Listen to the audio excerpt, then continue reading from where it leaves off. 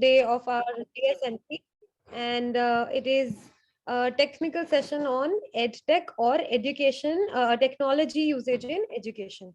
So we have with us Dr. Farah Naqvi, who is an academician, corporate trainer, and HRD consultant. Currently, she's associated with the GCUE Kuwait as management faculty. Also, she is engaged in rendering training and consulting services to many organizations across the globe. In her academic and training career, she has worked with premier institutions like the Indian Institute of Management at Ahmedabad, IBA Bangalore, Center for Organizational Development at Hyderabad, ICFAI Hyderabad, and NSRIC Canada. Dr. Farah has conducted consulting and management development programs for a diverse clientele throughout her career, including the Ministry of Finance, Government of Afghanistan, Oriental Bank of Commerce, Power Grid Corporation Limited, Bharat Electronics Limited, National Mineral Development Corporation Limited, Bharat Sanchar Nigam Limited, College of Defense Management at Hyderabad, and officials of Indian Administrative Services, to name a few. Dr. Farah is a featured author, columnist, and contributor in premium business magazines, newspapers, and online portals. She has been invited as a guest panelist for many national and international news channels and television shows in India and Kuwait to speak on themes related to business and psychology. She loves to express herself through her writing, be it poetry, stories, articles, or columns on varied themes. Ma'am, we welcome you all. Welcome you. Apart from other panelists that have joined us together, we welcome you and we greet you sincerely, and we hope we have a lot to learn from you, especially from your masterclass today. Thank you for joining us, and we are honored and thrilled to have you here. Over to you, ma'am. Thank you so much for the warm welcome. And it's my pleasure to be here and chair this session and share my few cents on this theme, EdTech, the technology usage in the academic workspace. I thought of recently we are seeing a lot of changes happening in the way education and in the education industry. So I will try to touch upon very briefly in 15-20 minutes how I see things are shaping up and how things have evolved in the past few recent months. So as I see, I really like this quote. My screen is visible to all of you, I guess. Yes, Yeah, ma'am. so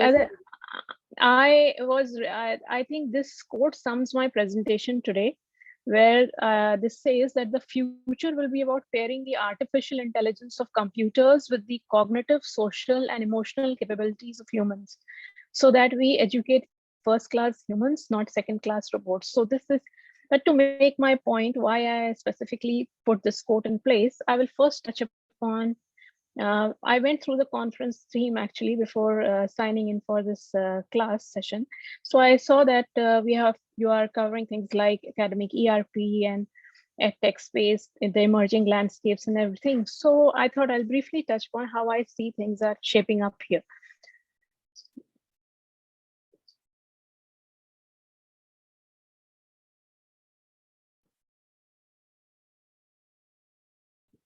So now we are seeing how I would like to put it is that we are seeing a lot of technological optimism all of a sudden everywhere, and more so in the teaching profession. So there were researches conducted by Tata McGraw-Hill, and it came out that even students, when it comes to preferring which kind of classes they like, they are preferring classes that use digital technology alongside textbook lessons.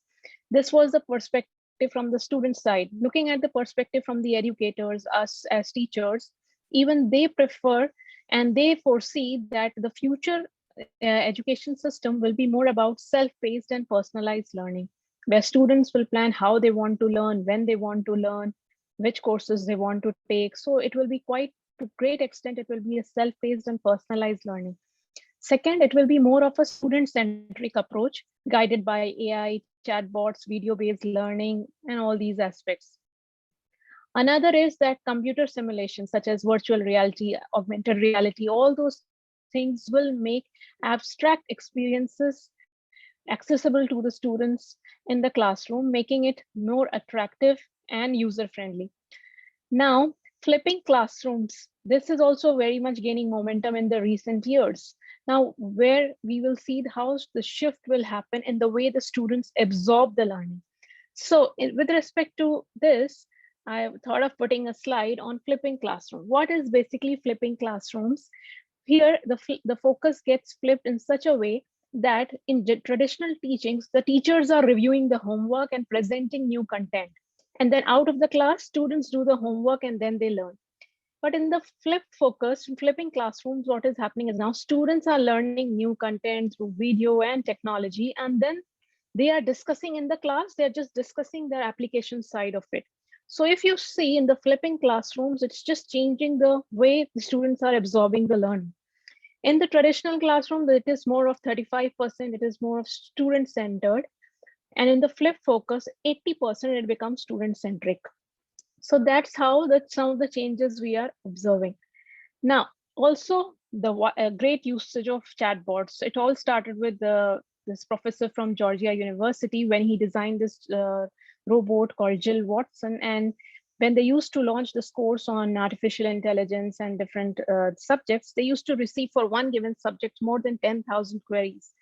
And the professors in good universities, they get teaching assistants also, but still it would be a lot of work for them.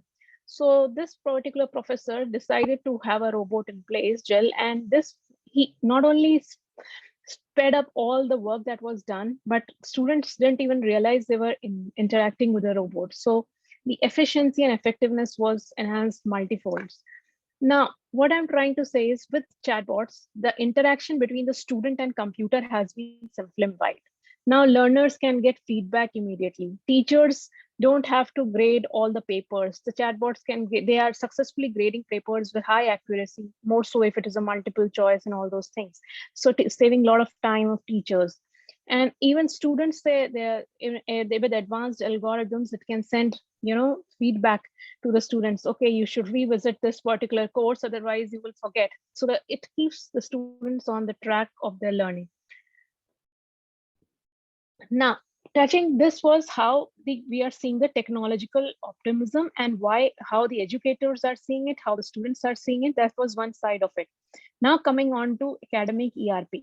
We are seeing that in the market, there are too many academic ERPs put on offer. Now, what is academic ERP is nothing but a simple enterprise solution where the colleges and universities can look forward to incorporate it so as to automate their academic and administrative processes. Now, there are so many in the market available, and one can choose it based on the size of the institution, the number of courses you have to offer, the number of faculty members. So there are various aspects one has to look into when selecting an academic ERP system. The point is, why go for an academic ERP system, and why at all? What are the benefits that come with it? Some of the benefits that I could put forth in points here was, number one, it simplifies the process, specifically manual processes like admission process. You are sitting at your home, you can get your student admitted, get everything done from fees payment to online selection, interview, everything, the entire process, admission process, fee payments, data management, everything can be fully automated.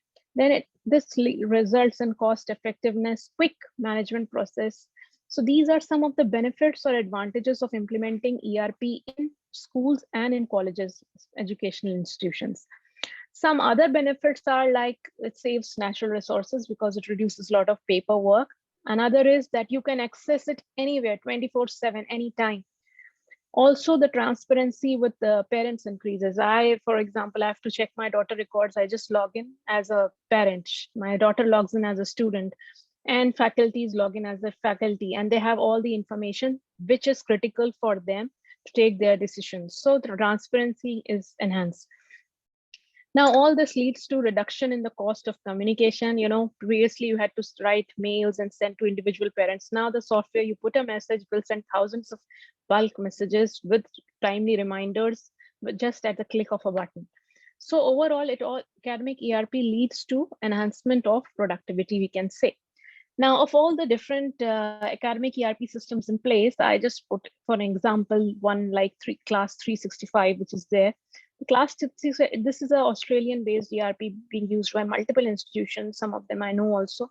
See, we see that it is offering number of features like pre-admission features, like paperless admission, which I just talked about, online application forms, then lead management, lead nurturing, course management, like students can see which courses they've audited, which courses they've credited, if they want to enroll for another course, what all they have, which will enhance their prospective candidature. So everything can be managed online. Student information system features. Then these are the finance and accounting features like online payment options. Then analytics with respect to a student and behavior analytics. Also, we will talk about it when I'll talk about AI in the education sector. Then blended learning and flipped classrooms and online quizzes and tests, which I just touched upon. So for example, this is a class 365 that I put forward for you. It has, you can see many features, and most of the ERP systems that we have are now offering variety of modules, and you can choose upon depending on the requirement of the institution. Now, when it comes to ERP system, we talked about why and what are the benefits of going for it. But this slide I put in to share that when research was conducted from the perspective of students at the end user research, as well as the educators who are using it, we found that there are two ways to assess an ERP system in terms of its effectiveness. First is the functional requirement. This is with respect to what an higher education ERP system must do. And we found that most of the tech users and the educators, they feel that it must provide these things like institutional profiling, staff profiling, student profile, payroll, admission, event management, fees, accounting, semesters, calendar, alumni management, all these some of the things the ERP system must provide. These are the functional requirements. Now looking at it from the non-functional requirement. What is the non-functional requirement? This refers to the performance characteristic of the system. That number one, it should be accessible easily. It should be in compliance with the laws. It should have some degree of fault tolerance, just that it doesn't disappear when you are entering something, it just goes off or it hangs. So it should be scalable, robust, resilient, and testable. The privacy aspect of the user should be maintained. Fault tolerance should be there. So these are some of the non-functional requirements on the basis of which we say, okay, which enhances the you can say the performance characteristic of the ERP system. Now moving on to, we have talked about how the technological optimism part side of it, and we also talked about the ERP systems and the flipped classrooms till now. But these days, many times we hear comments like, oh, these days in online class, everybody is getting promoted. So what do we mean by that? We are, but when we make such statements, many times what happens is the student herself or himself, first of all, it creates a doubt in the mind of the student that whether I just got promoted because it was an online way, and or so how do we assess that whether the course taken by the student, any given student in school or higher education, it was effective? It is just like the on in-class experience. One of the ways of doing it is assessment. So another very critical dimension of when we say EdTech world is to look at the proctoring systems we have in place. If the proctoring systems are not well built, then the entire education that the child or the student has received will become questionable. So that as of now, we see that there are three types of online systems in place. One is the live proctoring, where the human proctor is involved and he keeps track of the eye movements, recognize the face of the students and all those aspects. Then another is the recorded proctoring. And the recorded proctoring is where the candidate is performance while giving the exam gets recorded. So human intervention is there, and but it gets recorded, it can be accessed later. And then one is the fully automated proctoring system without the human element involved. So, but we have seen that most of the, as of now, the proctoring systems that we have in place, they are relying on, in these left side, you just have some of the researchers that have done a research on the existing proctoring systems and their effectiveness. Because if the proctoring system is not effective, then again, I make that point, the questionability of the degree comes into place.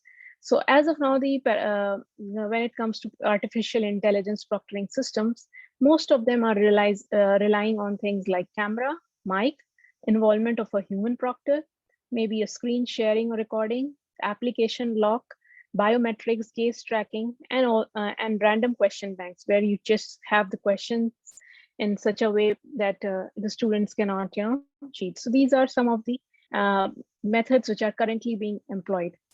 These are some of the online testing softwares and platforms I just thought of putting together, which are widely being used.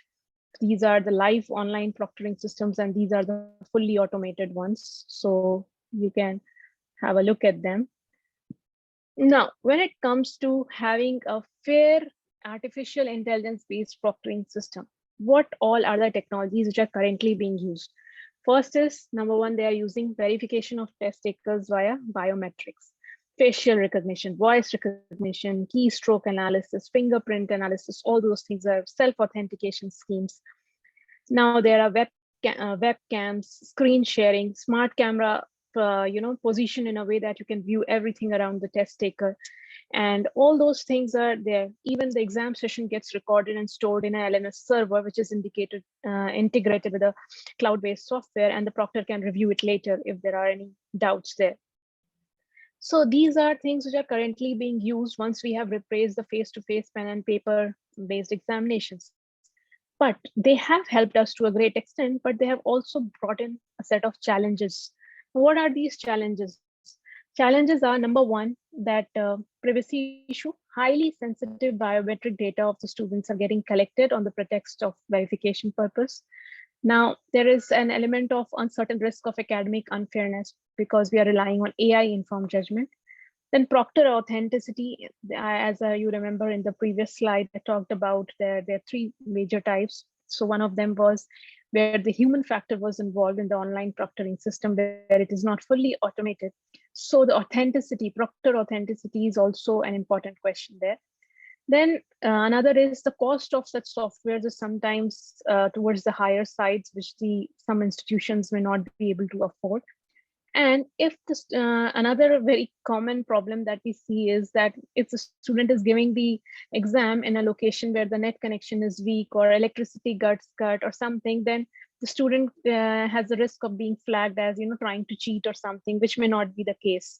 So these are some of the challenges that come into picture when we talk of the proctoring side of or the examination testing side of it. So when we see the future, how it will be, we have to justify the ethical usage of these technologies in such a way that we are able to strike a balance between the benefits we are able to reap from it, and also which is kind of very convenient to the teachers and can more reliable from the perspective of assessment of students.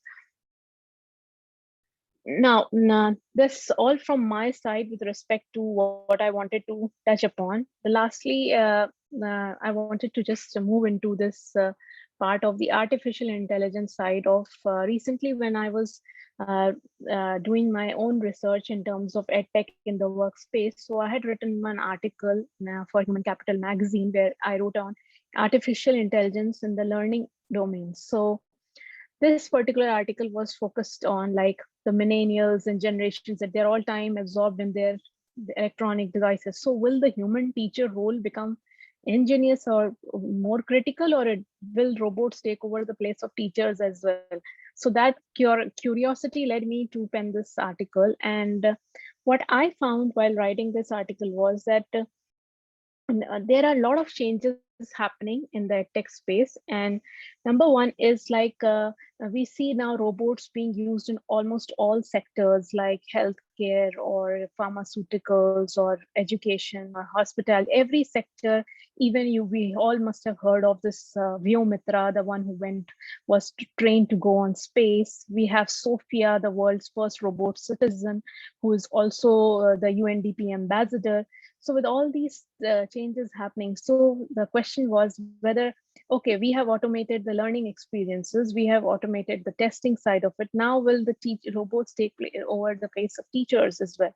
So to look at it, we what my research found that it's very difficult for the robots to take place of a teacher completely, because when we, as of now, the artificial intelligence we have in place can be grouped into certain categories like mm, um, reactive machines, which are machines with limited memory and theory of mind, and machines with consciousness.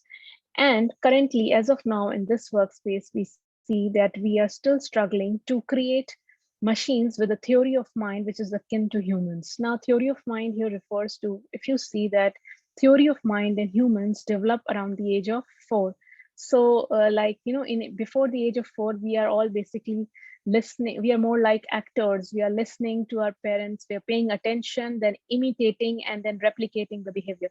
But after the age of 4, as the theory of mind develops, we get this ability to understand that when somebody is saying something, what is the explicit meaning, what is the implicit meaning of the same statement. So this particular creating this kind of theory of mind in robots, which is totally akin to humans, is still undergoing, and that's the fine bridge between robots and humans. Another aspect of it is machines with consciousness. Now, machines that are not only able to arouse emotions in others, but evoke emotion in themselves also. So we are yet to reach there. So considering the role of a teacher, the kind of role the teacher takes up, you know, interacting with the student at the classroom level, and sometimes at the personal level, to mentor them, to hold their hand, to take them forward, to change their and teaching style as per the, you know, requirements of individual student needs. All those aspects tell us that yes, chatbots, AI, and all these things can reduce workload on the teachers. It can really greatly complement the teaching experience to a great extent, but may not be able to replace them. For example, we have these schools in China. We are seeing where the moment the student enters the class, they are given headbands to put on their head. Now, these headbands have 3 electrodes, one on the forehead and one on the left and the right. The moment the student puts on the headband, it sends the signals to the teacher's computer with respect to the student's attention level and all those aspects. Now the student can monitor that. But now there are side effects to there's certain repercussions to this. For example, the student will feel that he or she is being continuously monitored. Again, all the biometrics being shared, that privacy issues are there, cyber security issues are there. So plus the human interaction between the student and teacher, the way it is, cannot be replicated so effectively. So in some, well, again, I will go back to my first slide after visiting the kind of, you know, touching upon the ERP system, the online proctoring systems. And I would just close my discussion here with reiterating that point that yes, technology has greatly and very positively facilitated our academic workplace. And that's one of the reasons I am also here connected, and I can get in touch with you all and share my thoughts and learn from you all. But the future, when it comes to the education industry, will be about pairing the AI in such a way that we don't lose out on the cognitive, social, and emotional capabilities of humans, and it will be a blend of it in such a way that we are able to make maximum out of it. That's all from my side. Thank you so much.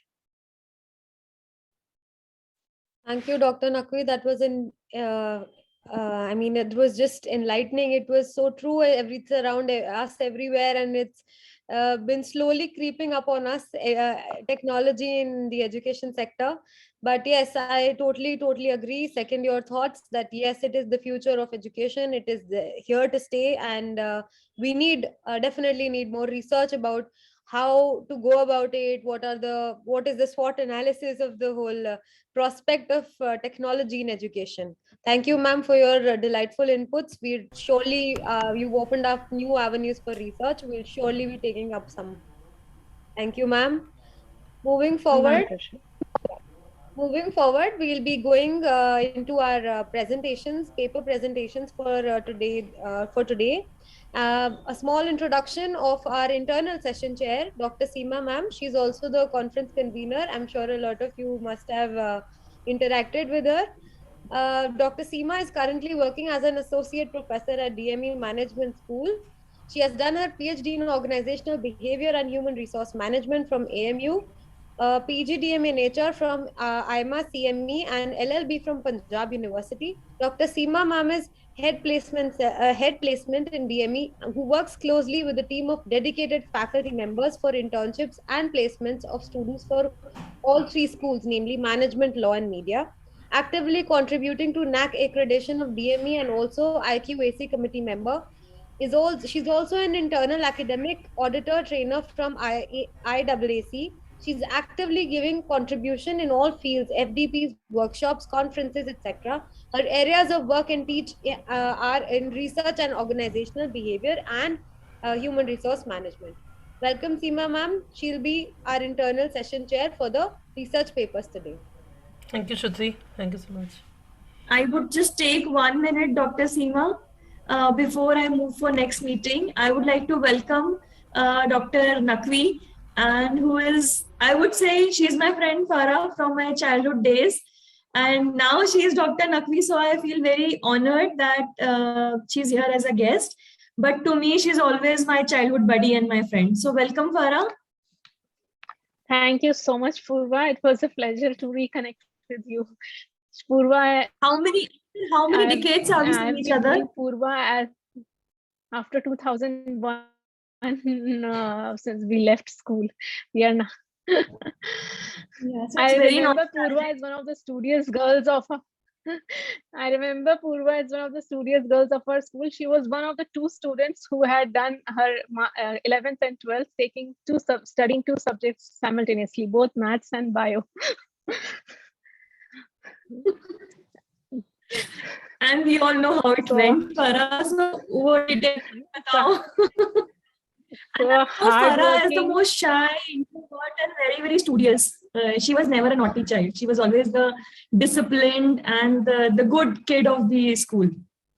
And the Purva was the artistic one, who could choreograph dance also, paint also, and be good in studies also. So multifaceted.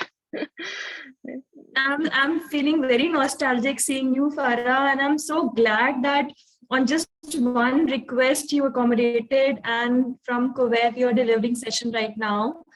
And now I'm handing over the session to the internal chair, Dr. Seema, and rest of my team.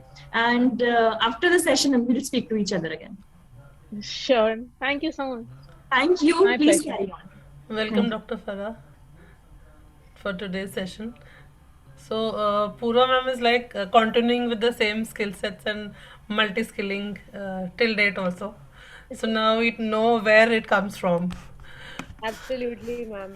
It feels a pleasure to have an in-depth overview of where our session chairs are and our heads are coming from. It's a pleasure to know the backgrounds.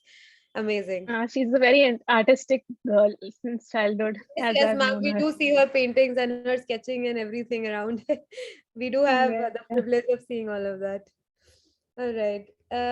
Without going further into introductions, because it is going to take a lot of time if we do go into that, we'll start with today's session, and we would welcome our first authors for a paper presentation.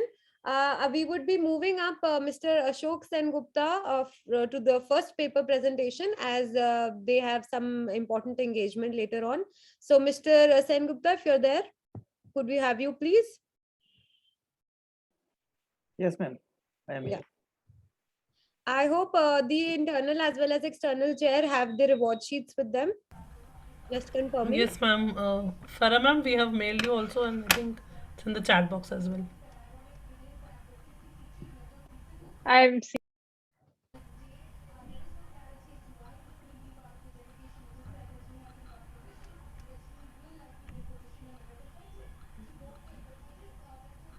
So Mr. Sengupta will be presenting his paper on challenges faced by primary teachers in the implementation of innovative teaching pedagogy during the pandemic.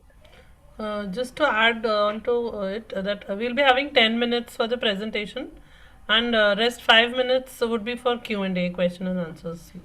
Thank you. Requesting the authors to please adhere to the time limit. I would be reminding you once the time limit gets over.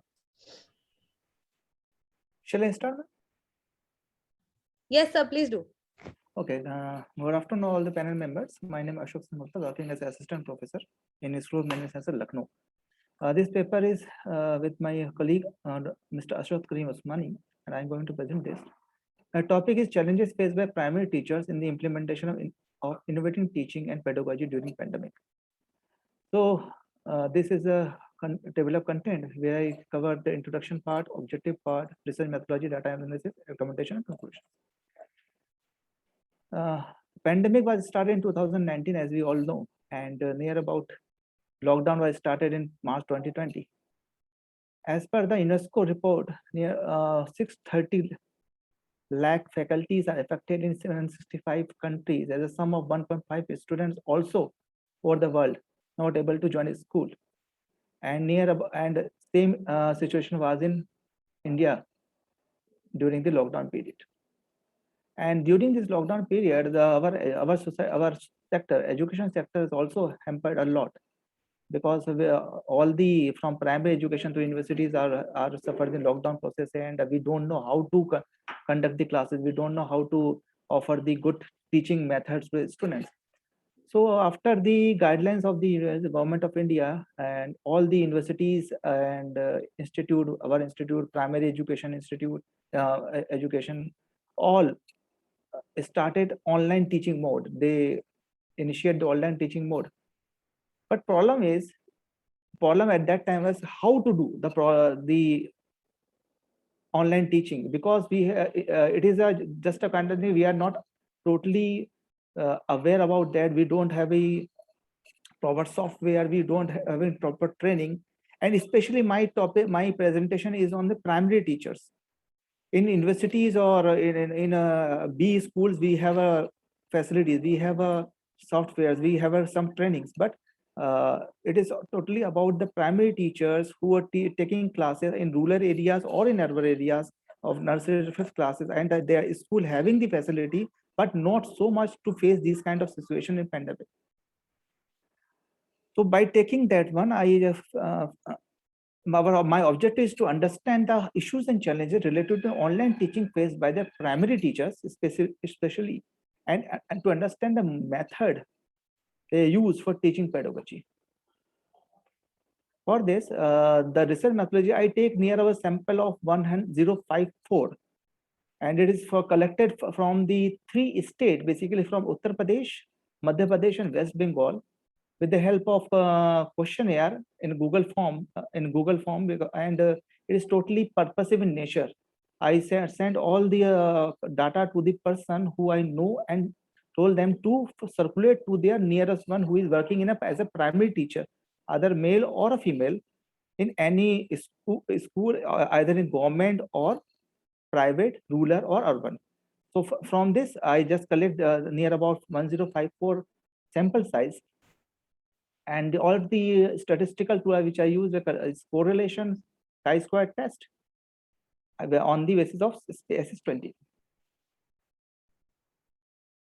So there are basic data analysis from where I started. They are near about the age group 25 to 30, most respondent of my questions, and 45.3 are responding between the age group 25 to 35 age group, followed by the 35 to 45 and above 45. Maximum of the people are working in a private organizations.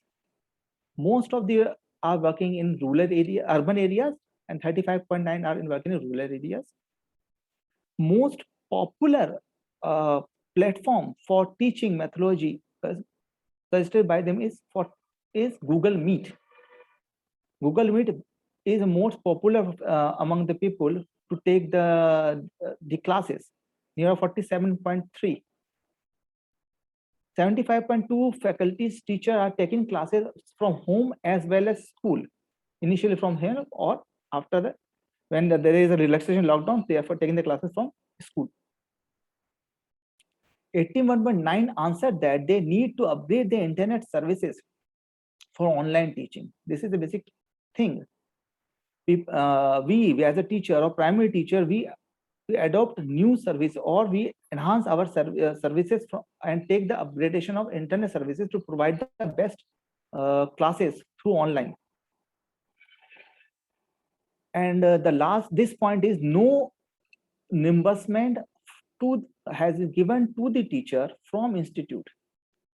Institute not pay anything to the teacher, or they using their own asset like internet services. Now when faculty take the classes from broadband and upgrade themselves from better internet quality, better internet services, they have to pay more, but in institute not reimburse them for any kind of sorry. 50% institute having internet, but speed is basic problem of the institutions. This is also a big question from the respondent, that most of the 50% of the institute or schools having the internet services, and most of them, 60.9%, said that they have a problem of speed. When there is a problem of speed, then the faculty have to take their classes by using their own devices. Infrastructure issue, 62.9 respond that. Live video classes adopted by the maximum teacher. For online teaching, this 80% of the teacher responds that they purchase new smartphones. They purchase new smartphone. That is a problem when there is a question mark on the salary, when there is a question mark on the payment, either in the government or the private. The teachers have to purchase new smartphones. Assignments are a part of the teaching method, the most favorite used by the teachers. Most of the teachers give the assignments as a part of the teaching, and 58% give these responses. 37.9 teachers agree that they need proper guidelines in IT education. That means out of 505 sample size, 37.9% teachers said they required a proper guidelines to use the IT tools in the education sector.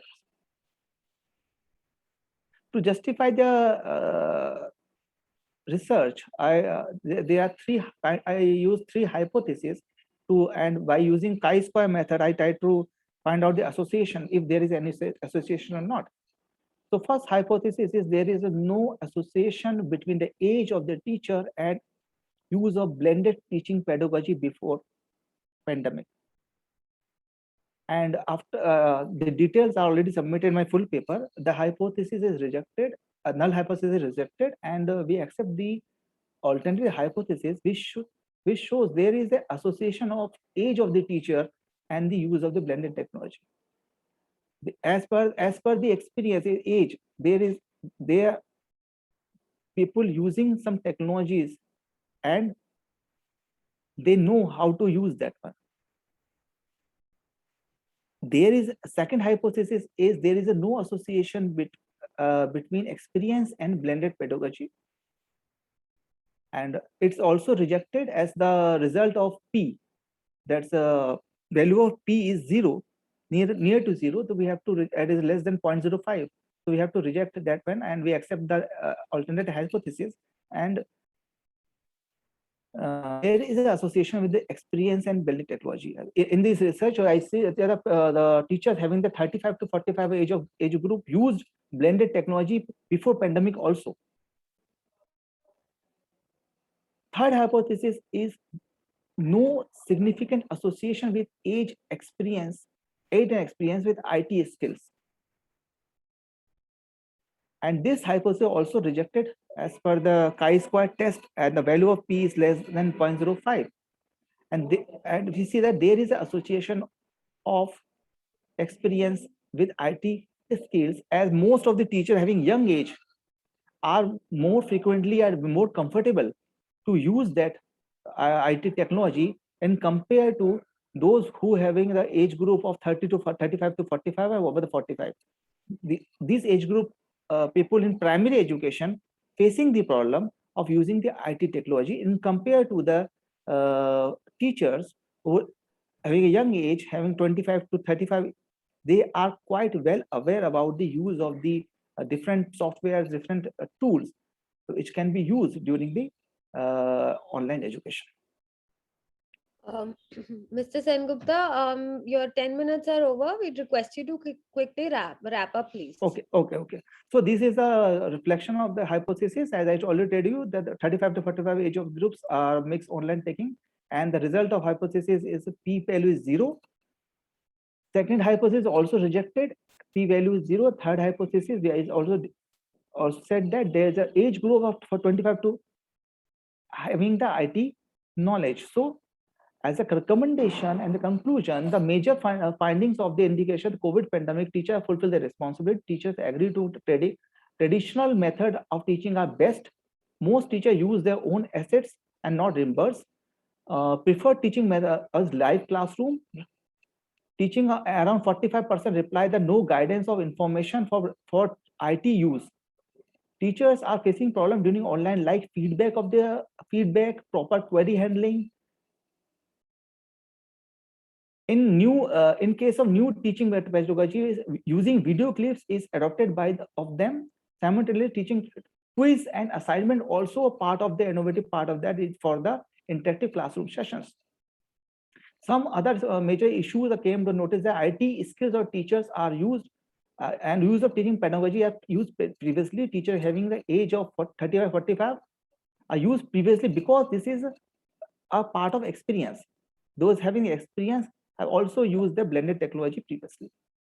My conclusion is that it is in this analysis we find that with the age there is a lack of IT skills with the faculty members, and they don't feel comfortable to use that softwares.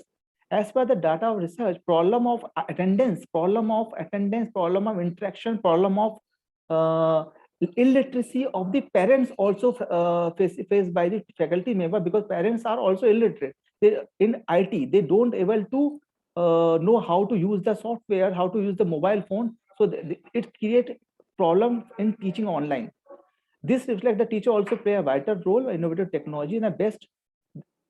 Beside their own problems on pandemic, teachers and learning, they continue the learning process and adopting the new technology. So I think teachers are also part of the COVID warriors, and we and our primary teachers do their best for this during the pandemic. Thank you.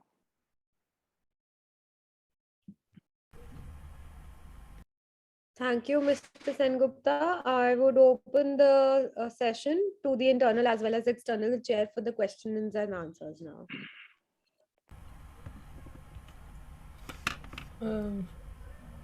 Farah ma'am, can you start?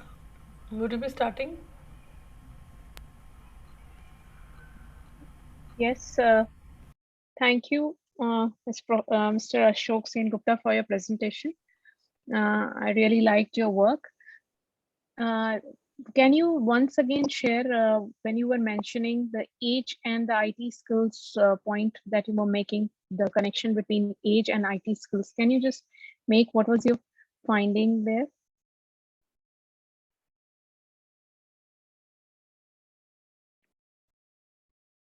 Yes.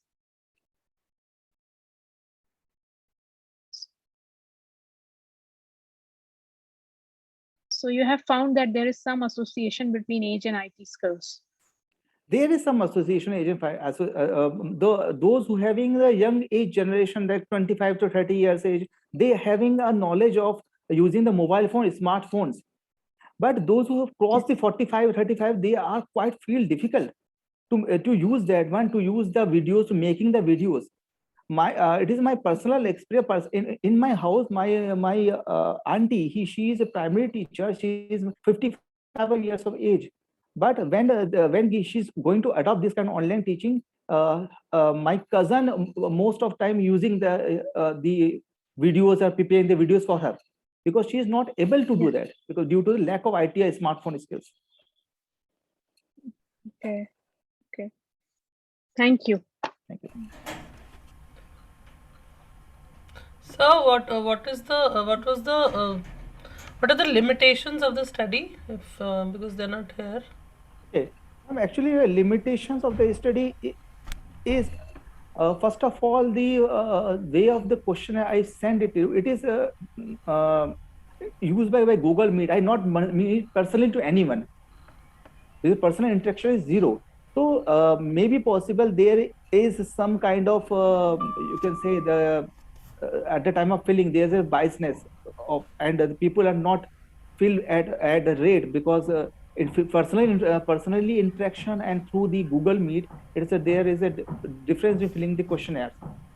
It is one of the issue one of the limitation for me. So do you think these findings are relevant for the Digital India mission?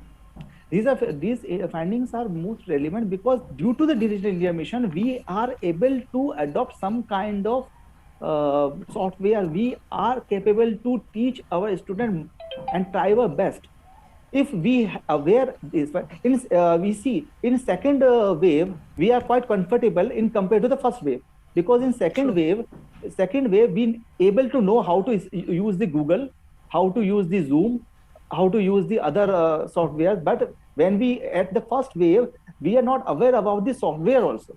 ऐसा भी कुछ होता है पता ही नहीं था और कैसे इस्तेमाल किया जाता है. जी जी. So these are some kind of issues. Okay, thank you. Thank you. Thank you so much.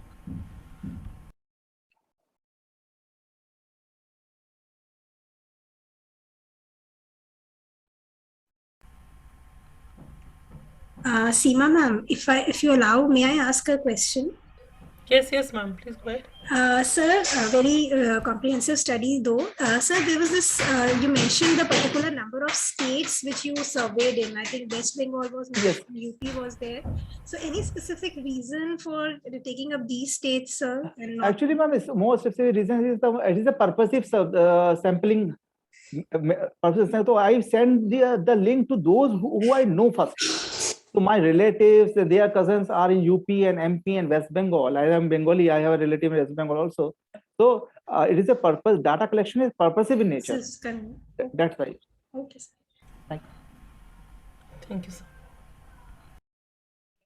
Thank you, sir. We'll move forward for the next presentation now. Miss Priyanka Yadav and Kavita, are you there?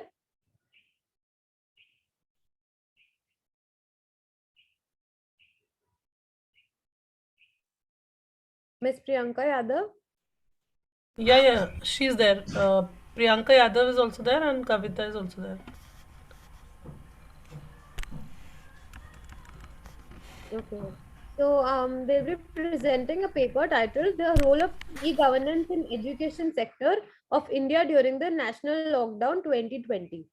Over to you.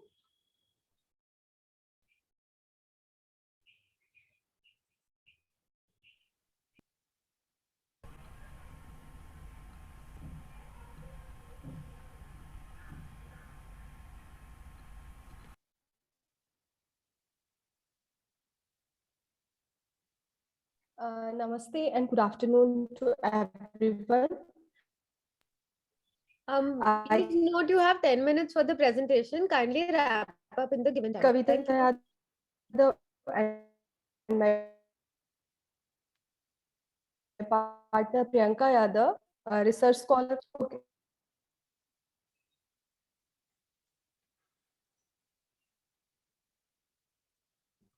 Governance in education. Our paper, I would like to extend my gratitude to you all for your valuable time. So our presentation will be classified as introduction, objective, research methodology, data analysis, recommendation, and conclusion. When we talk about the introduction, education illuminates every step of our journey to a better world. As Rabindranath Tagore said, education means enabling the mind to find out the ultimate truth, which emancipates us from the bondage of dust and gives us wealth, not of things, but inner light, not power of learn. So all we know that there are 70 sustainable goals, and education is among one of them. And we all are aware about the emergence of COVID-19 in the December 2019, and it has sent shockwaves to all the sectors, mainly the education sector. And when we talk about the education sector, according to UNESCO report, mainly 1.5 million children have left the school due to the emergence of COVID-19. But the e-governance in education sector put a very great role in the education. And in our paper, we'll discuss and like to describe the role of e-governance in education sector and the effect of COVID-19 on the schooling and learning activities for children. Now, I would like to hand over to Priyanka Yadav.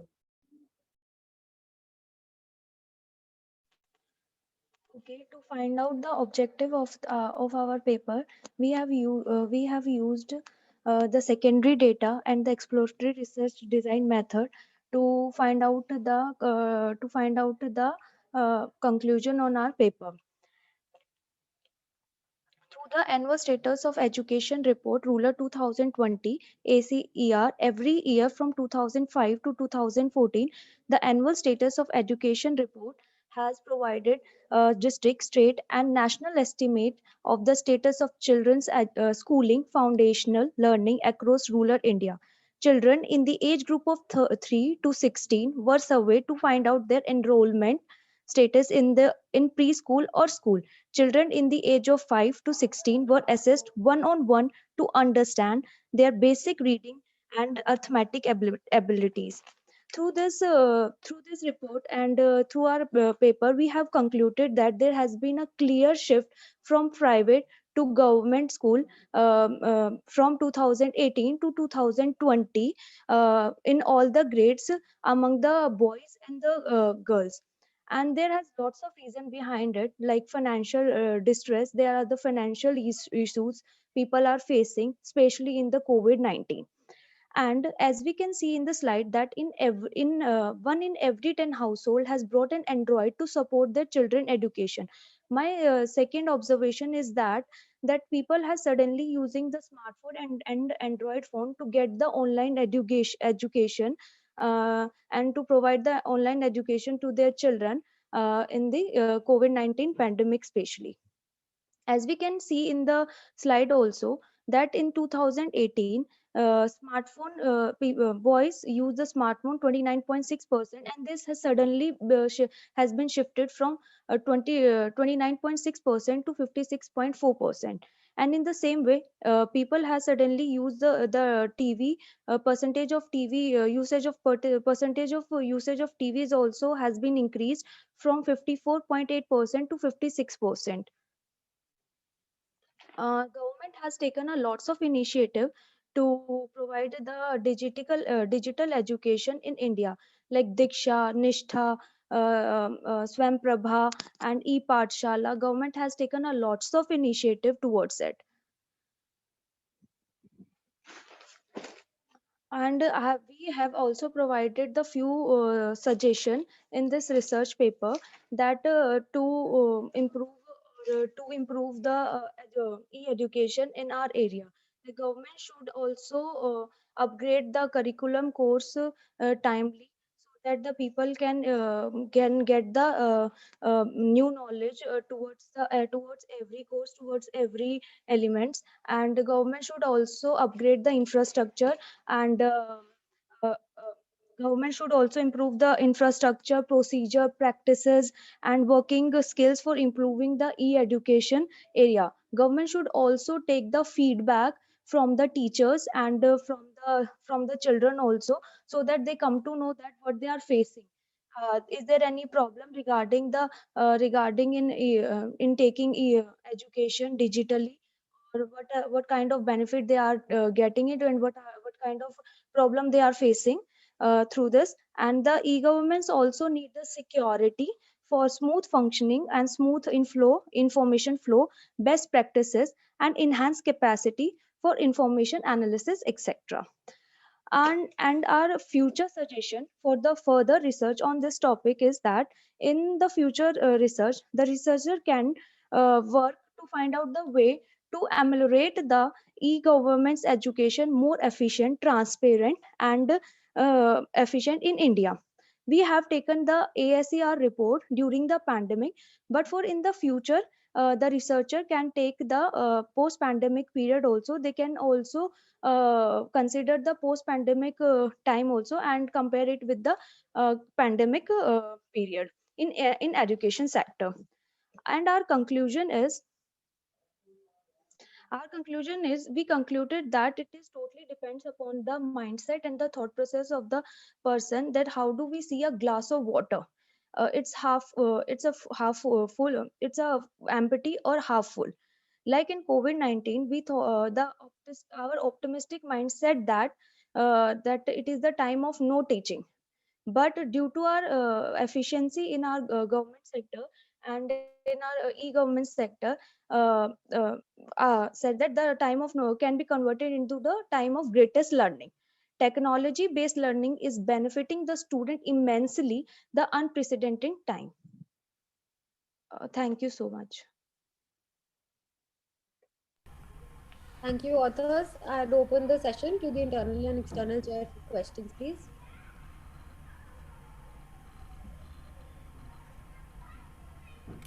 Dr. Farah?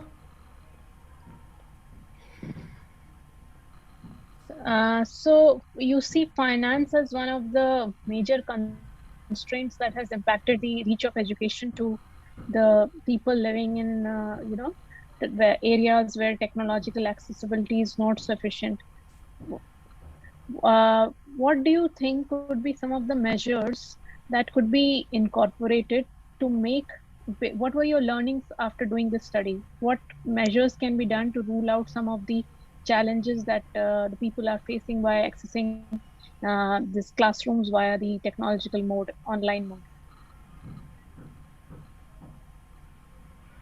Would you like to conclude with some suggestions? Yes, ma'am. Government is doing a very great job towards it, because people are thinking that the government is not doing it, but but government is doing it.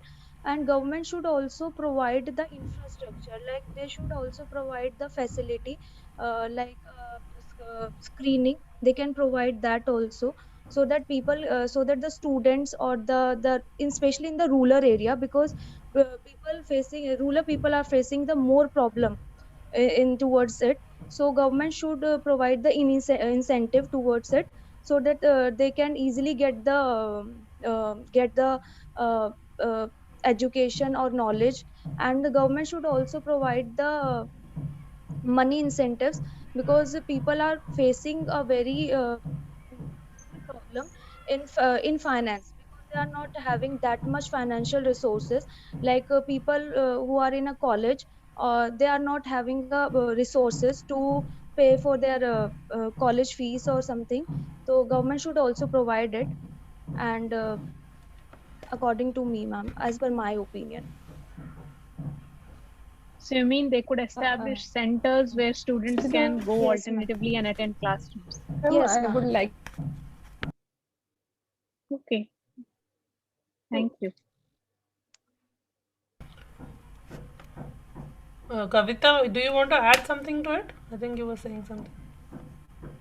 Yes, ma'am. Like in Uttar Pradesh, the government distribute the laptops to the students, like in all over India. And the government can use that children, that at least the government can provide one device to a family. So it will be more beneficial to the students. Okay. Okay, thank you.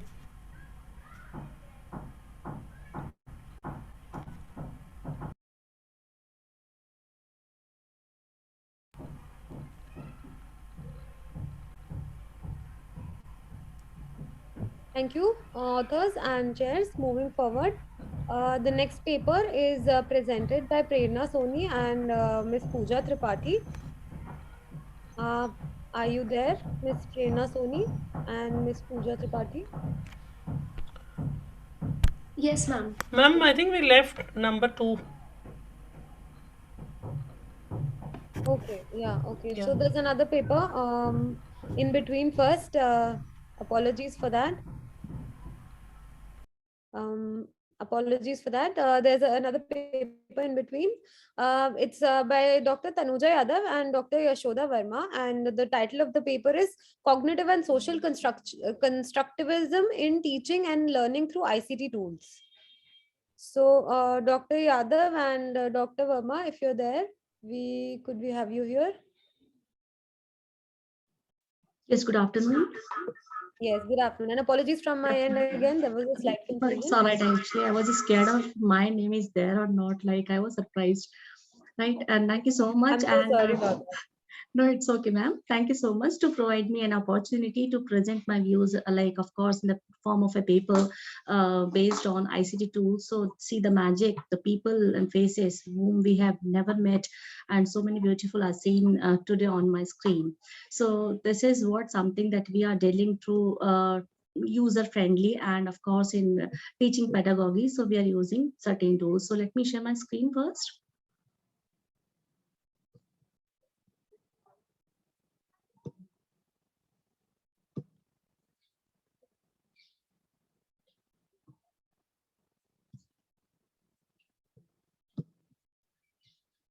Now, if it is visible. Yes, ma'am, it is. Okay, thank you, ma'am. Yes, so the title of my paper is Cognitive and Social Constructivism in Teaching and Learning through ICT Tools. So the title of my paper, which covers the content of introduction, objectives, research methodology, teaching and learning through the strategy of social and cognitive constructivism and ICT tools. Then finally it moves towards the conclusion. So in the very beginning, the learning is a change in behavior due to the practice and experiences in the social environment. So it is the acquisition of knowledge, skills, information, and values also that are being carried out with advancement of technology. So other than hypothetical approach, there are certain theories that are set to of principles on which the practice of an activity is based on. So learning theory in that way demonstrates and of course it endorses highly how a student receive processes, changes, and retain the knowledge out of. So pertaining to that, I would like to say that, just a second.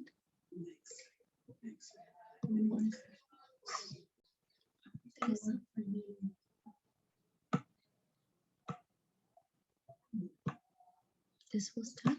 Then, since years, there is continuation research on the best teaching and learning methodologies. So many theories have been proposed, and the most famous theories, these are by Plato, Descartes, Locke, Fritz Skinner, Noam Chomsky, Jean Piaget, and Jerome Bruner, Lev Vygotsky, David Kopp, Benjamin, and Lawrence Peter. I mean, these are many theorists as well who have maybe propounded theory just to endorse this particular ICT tools. Pertaining to that, even in continuation to that particular hypothetical approach, as we all know, that various theories of teaching and learning have evolved and are evolving with times, but till date, none of them can be counted as an ideal theory of teaching and learning. So other than that, like these Ma'am, we are not theories, able to see the PPT. Could you please minimize this word file? wait a second. Yeah. Now, okay? Yeah, now it's fine. Okay. So this is what something pertaining to that we have actually these pedagogies. Minimize now, okay? Now, ma'am, if my screen is visible. Yeah, it's visible. Okay. Now, see, as I just quoted, that these theories, they have propounded certain methodology, hypothesis, just to endorse that ICT tools. I mean, there are different variables, different challenges, and of course, there are certain limitations as well with every theory. Like, other than that, I have taken is social constructivism, and of course, with that, ICT tools. So, proposed by Piaget, and Brunner and Vygotsky. So learner is an active participant because we all learn through ICT tools as well. Other than that, the so-called COVID situation is there in then of course we have also learned a lot just to go with this particular situation, so that education system may not hamper for all those learners. So knowledge is constructed by adapting new information based on prior experiences. It focuses on personal experience and interaction with the environment. I mean, whatever acquired knowledge we already have, then of course how we are going to apply through these ICT tools. So this is what something that we are dealing through. So these theories, in turn, give base to strategies or pedagogies that are developed by the instructors in relation to the target audience or learners. So the pedagogies are developed to facilitate and enhance the teaching and learning of the concerned subject. So here I'm going to start with the teaching and learning strategies of the second language and foreign language. So it is actually post-millennium generation of students who form a sizable portion in higher education expect the learning environment to be different from their earlier generations. Of course, because no doubt other than the like stereotypical method of teaching, these ICT tools, they have given a charm and interest and attention also among learners. So the two types of constructivism which I have focused in this particular paper, that is social constructivism and cognitive constructivism. So social constructivism, Vygotsky emphasizes on the learning and the social context, that is actually the development of the learner in social context. I mean, whatever we learn, that is in relation to our society. So he emphasizes on the zone of proximal development, where the child is allowed to develop skills under the guidance and then to use the skills in different situations. So whatever we have acquired knowledge, then we start to apply that acquired knowledge in different ways. Then being the learner-centric theory, the learner is active participant. So interactive learning and collaborative process to be formulated through these tools. So based on the existing and prior knowledge in this particular theory, which is based on, and of course this is communicative, emphasizing that learning as well.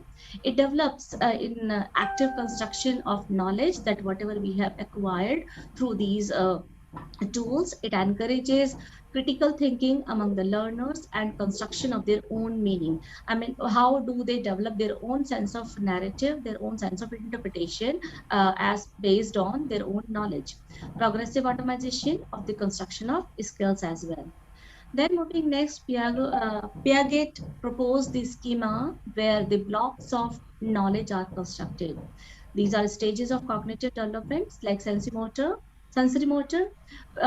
pre-operational, concrete operational, and former operationals. So these are finally stages which have been propounded by the theorists. So these are stages of learning further, assimilation, accommodation, and equilibration. So this is how do we assimilate, we accommodate, and equilibrate all those acquired knowledge.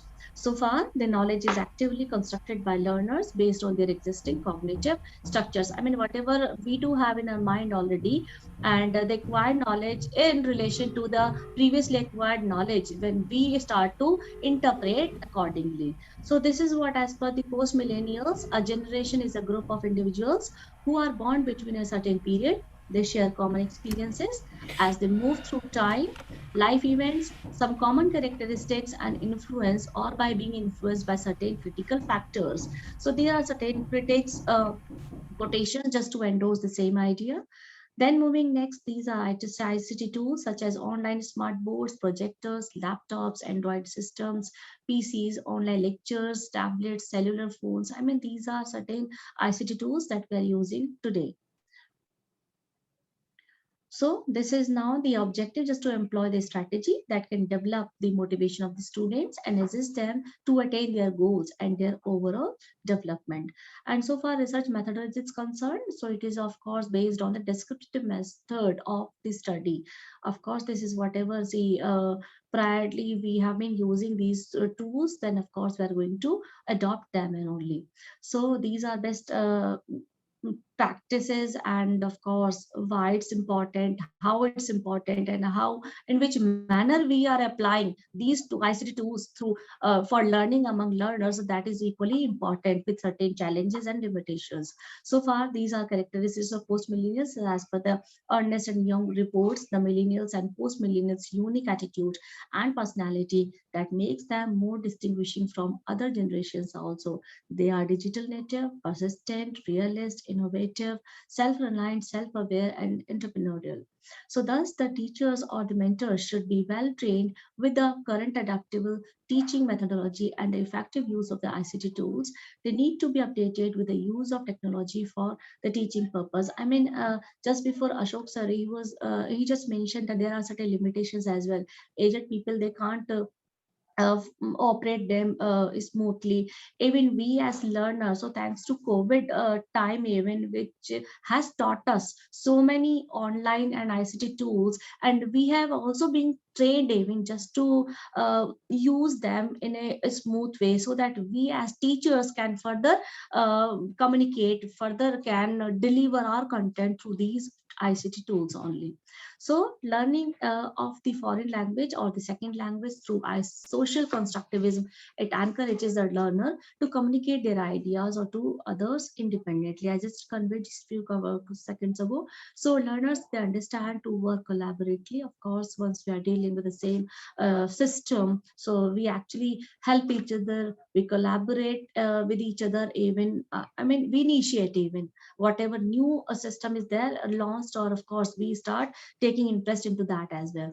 So learners create their knowledge through their prior information and are able to modify the knowledge under the given real-time situations. So the knowledge which is developed from individuals' interaction with their culture and society. So this is, of course, culture and society, they can't be put aside. Of course, we learn through our acquired knowledge, and that we get through society and culture as well. So there are certain quotations with by certain critics who really emphasize the same idea. So Khan explains that the present generation of the students, they expect learning to happen anywhere where there is an exchange, discovery, or reflection of ideas, knowledge, and opinions. They presume that through effective conversations and practical approaches, the core subject matters can be easily learned. The proven way of student engagement is through in-depth discussions. So students, they make their own decisions where they want to learn with the help of technology, and even the period of studies to be made highly flexible and customized. I mean, if being a teacher, I feel overwhelmed when I get to know certain language lab softwares are to be used remotely. I mean, students no need to be physically present in language lab. I mean, there are certain smart tools and softwares where they can access being into their hostel room even. So this is what the magic and charm of these ICT tools actually. Moving next, being the learner-centric theory, the learner is active participant. Of course, we all learn through these tools. And of course, thanks to COVID time, that we have also being forcefully learners, like in that way. So interactive learning and collaborative process is also there, as we have already discussed. It based on the existing and prior knowledge. It's communicative learning. Development is active construction of knowledge, encourage critical thinking among the learners and construction of their own meanings. Then progressive automation of the construction of skills as well. Then moving, the teachers can use certain evaluative tools to review how students can apply their knowledge into situations. These tools include like take-home assignments, workshops, one-day extensive symposium, hands-on training programs, projects that are based on specific situations, and setting question papers based on real-life situations. I mean, certain assignments can also be given among the students just to interact with them, and of course to augment their interest as well. So teachers should be well equipped with the technology. Of course, it has certain limitations and challenges as well. These tools they are using during their classes. These tools, they should be used to enhance the knowledge in a better way. So thank you for the session, and yes, thank you, ma'am. Thank you, Dr. Verma. That was indeed an enlightening research avenue. I'd open the session now for the internal and external chat questions and answers.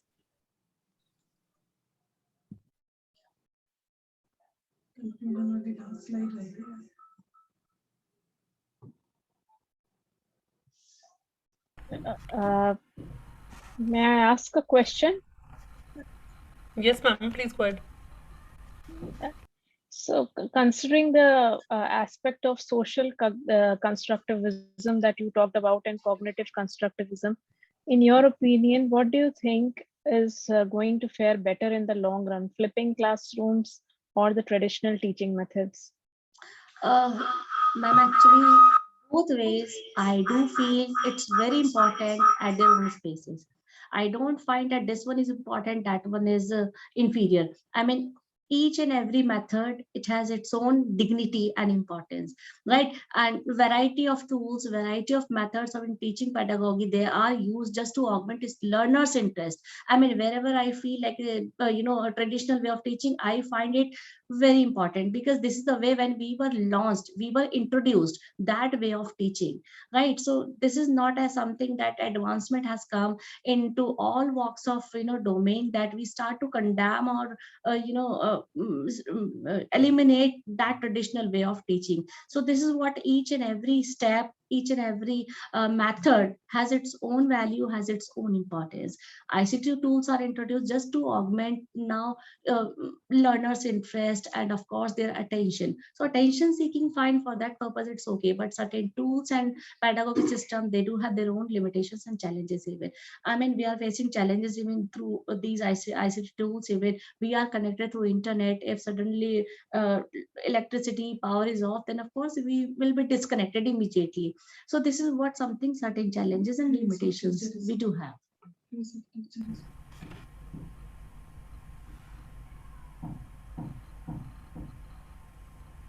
Farah ma'am, any other question? I think you're on mute, I guess. No, Okay. no from my side. Yashoda ma'am, I just want to ask you, like, it is a Yes, ma'am. theoretical paper.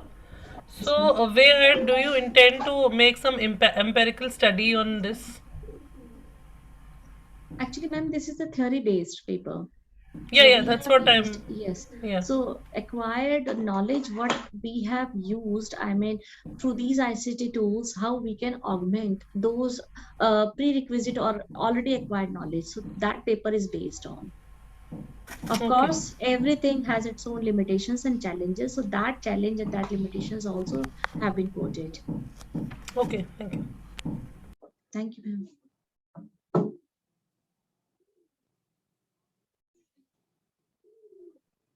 Thank you, authors. We have the next paper presentation now. The paper is titled Digital Literacy Changes After COVID-19. And I'd request the authors, Ms. Prerna Soni and Ms. Pooja Tripathi, to please start with the presentation. If you're here, please. Yes, ma'am. Yeah. Thank you. Thank you, ma'am.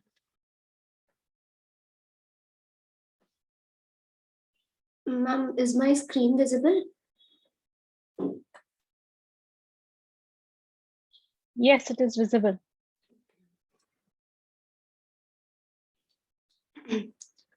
Do you all really believe that working in pandemic would have been an easy call?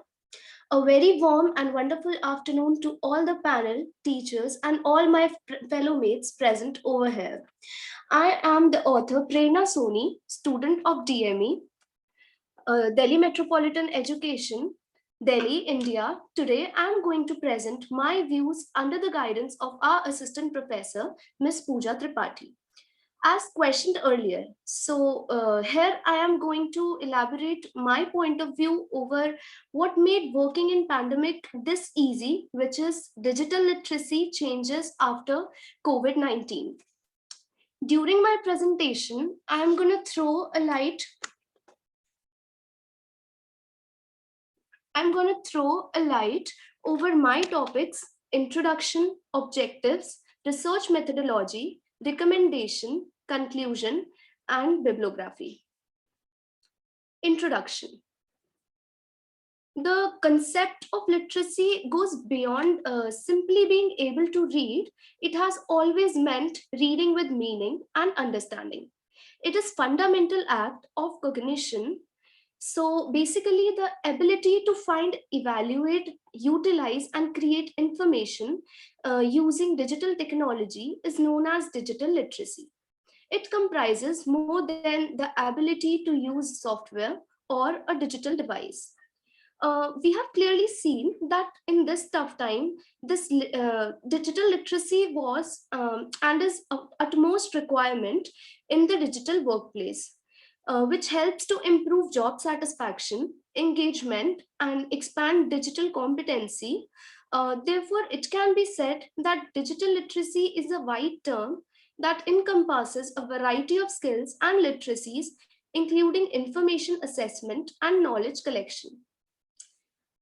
As we all know that working in this dynamic environment wouldn't have been possible in the absence of digital literacy, which clearly states the importance of it. And therefore, I'm going to elaborate three basic objectives that are insights into digital literacy concerning the workplace, the role of digital literacy in technology adoption, and the impact of COVID-19 on digital literacy. Today, through my research and study, we'll be covering the three main pointers. Firstly, it is to have an insight into digital literacy concerning workplace. Learning environment design will always involve in response to shift in educational and corporate aims. And as a result, what we see is that the learning settings in the 1800s and 1900s were very different from learning environments in the 21st century, that is now, for the digital workplace. And a growing body of literature suggests that employees of digital skills and it is basically essential to enable individuals and organizations to make most of it through digital workplace, empirical understanding to their effect on technology adoption and performance. Therefore, it can be said that digital workplace learning aims to provide insight into how digital technologies and digital learning may bridge and enhance formal and informal workplace learning. My second objective is role of digital literacy in technology adoption. With the widespread use of technologies, it becomes clear that the skills required are not merely how to use computers or how to get information, but rather it's mainly depends on that how we solve our problems, how we create values with the help of others through information networks. A digitally literate individual can determine various things, like first, determining the extent of information that is needed to access the needed information effectively and efficiently, and evaluating the information and its sources critically, incorporating selected information into one's knowledge base, using the information effectively to accomplish a specific purpose, and understanding some legal, economic, and social issues that are surrounded by using information and accessing the using information ethically and legally. Third pointer is impact of COVID on digital literacy. The COVID-19 pandemic, according to McKinsey, 2020 brought new methods of conducting business, requiring businesses to adapt how they function, as well as their role of offices in providing safe, lucrative, and satisfying employment. Furthermore, COVID-19 presented unexpected problems, and many firms across the world have proved that their capacity to meet them by reacting with the pre-designed crisis management plans and adopting new work conditions to safeguard employees in an unforeseen event.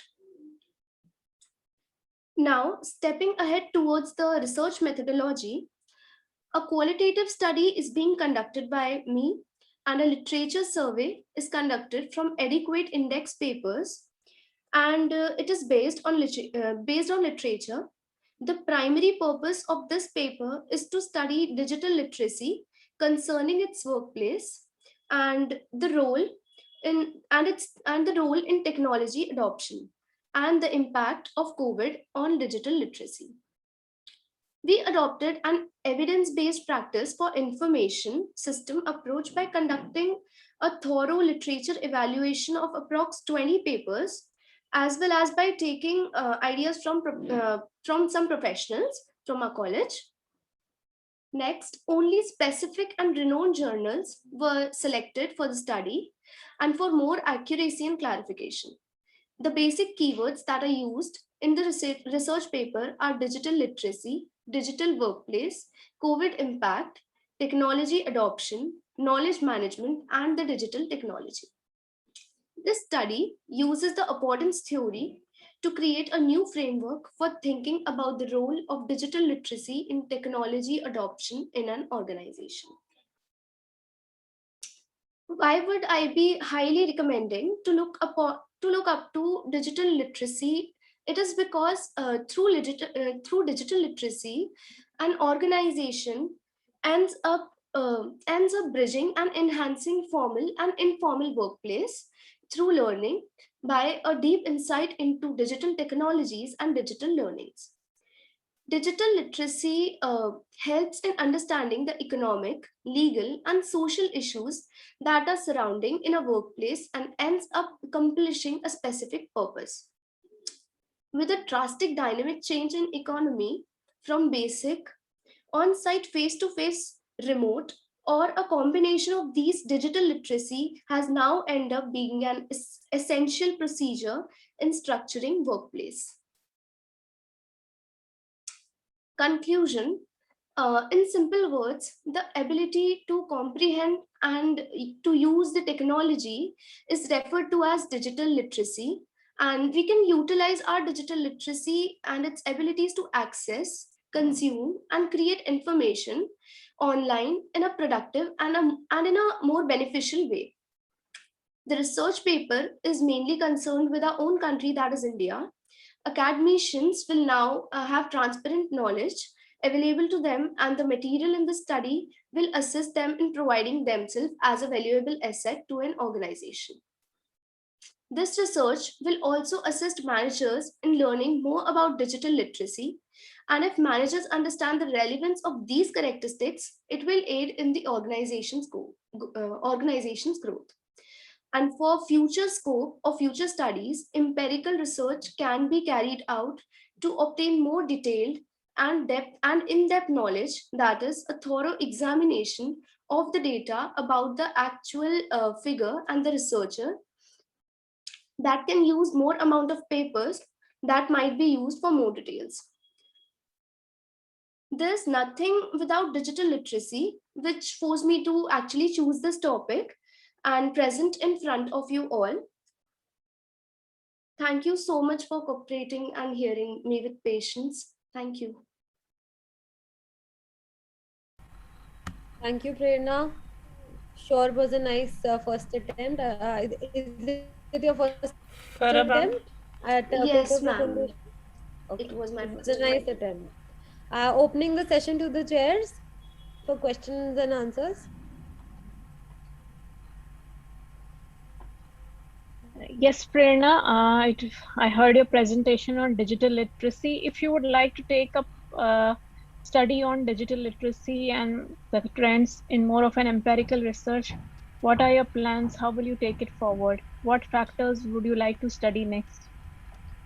Ma'am, basically where I lack in this presentation and in this research paper was I studied I studied basically for our country, that is India, and for empirical study I would like to go for along with India international study, so that I can get more of information and quantitative knowledge about the same. Okay. Maybe you can go school wise, higher education wise. You can select some factors which you can probe more in depth, and the Yes, challenges associated with incorporation of digital technology in education. That could be your next paper. Good work as a student you have presented. Thank you, ma'am. yeah, that was good work, Prerna. What was the period of papers you chose? If I may Ma'am, ask. Ma'am, pardon, what was the? In your review of literature, Yes, ma'am. like since which year did you choose? What is the period of the papers you Ma'am, chose? it was 2018 to 2019 to 2020. Matlab, just 2 years. Okay, so there you have your, you can have one more limitation. And you talked about managers apart from academicians. Yes, So ma'am. what was it about, like, because you haven't, have you taken some views from certain managers from the corporates also? Ma'am, not specifically, but I've taken views from my cousins that are actually working as a managers, that are actually working in an organization, and I've taken their point. Like, how can I say that managers ke liye it will be beneficial? So they helped me a bit. Yes. So as Dr. Farah rightly suggested you that you can go stepwise, like maybe for education in colleges or schools, or step by step, rather than including managers also in with academicians. So that is how you can bifurcate your studies in future. Yes, ma'am. I'll keep this in mind. Okay, good. Thank you. Okay, Prerna, thank you. Let's move on for the next presentation. The next presentation is by Sri Lakshmi Karampudi. Are you present, Sri Lakshmi?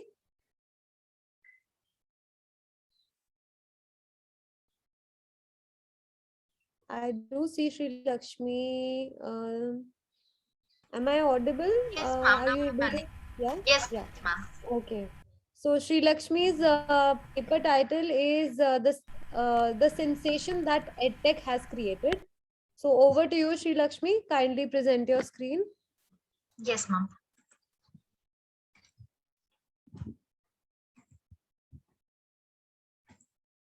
Ma'am, is my screen visible? Yes, yes.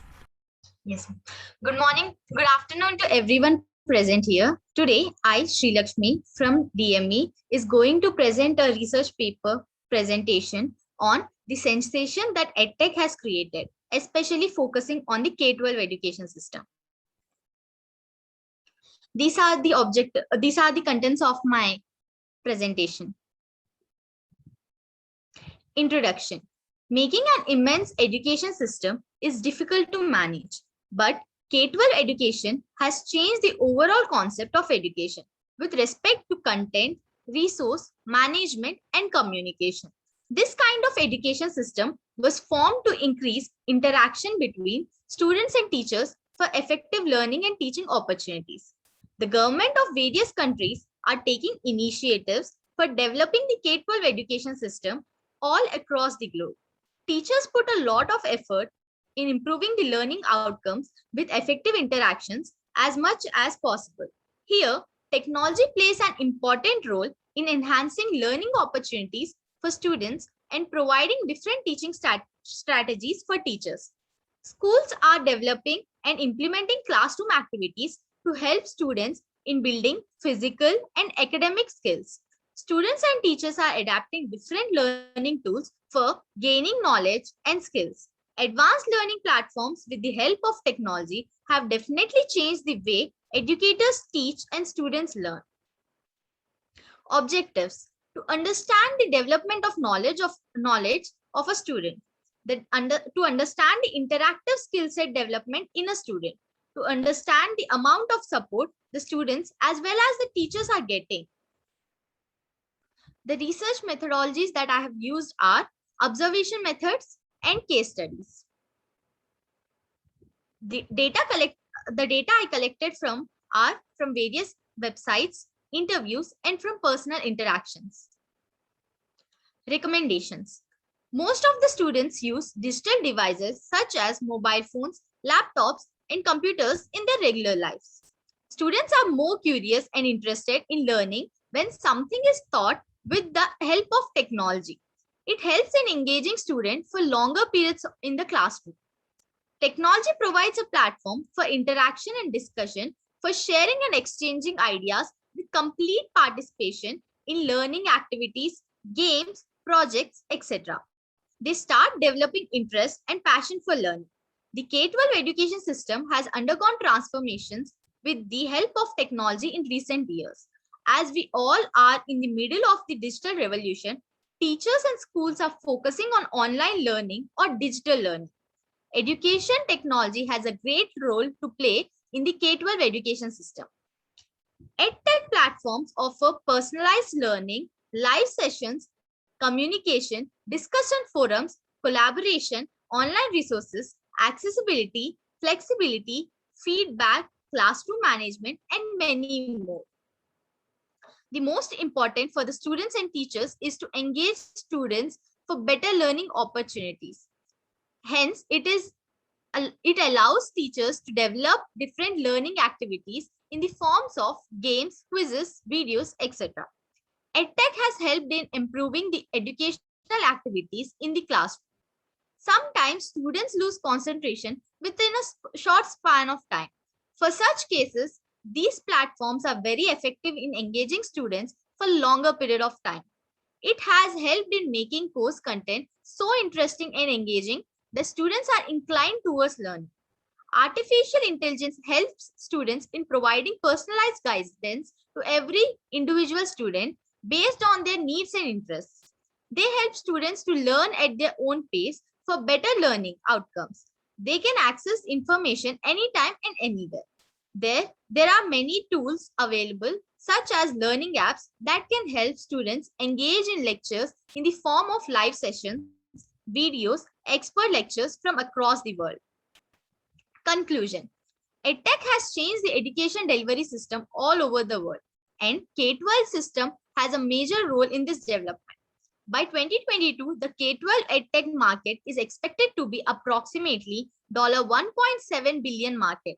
That is 6.3% growth from today. This will help in creating meaningful opportunities for students and multiple new startups.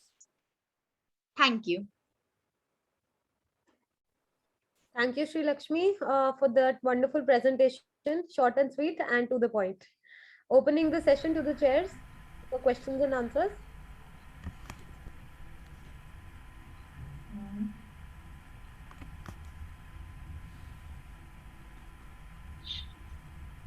Sri Lakshmi, you nicely covered how the entire K-12 system has been positively impacted by the EdTech technology. Could you point out what is missing out by when you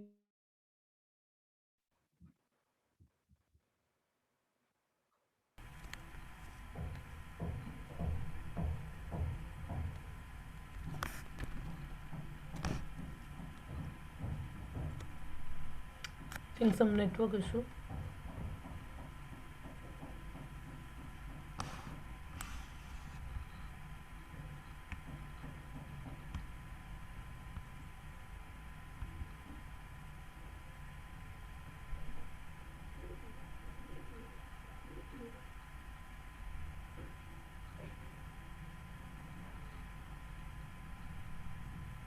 Let's wait for ma'am. Yes. Lakshmi, are you able to hear us? Yes, ma'am. Yeah. Ma'am, would you please repeat your question for her? Ma'am's network is not there. I think she's rejoining. In the meanwhile, Seema ma'am, if you have any questions. No, let ma'am come. We can wait.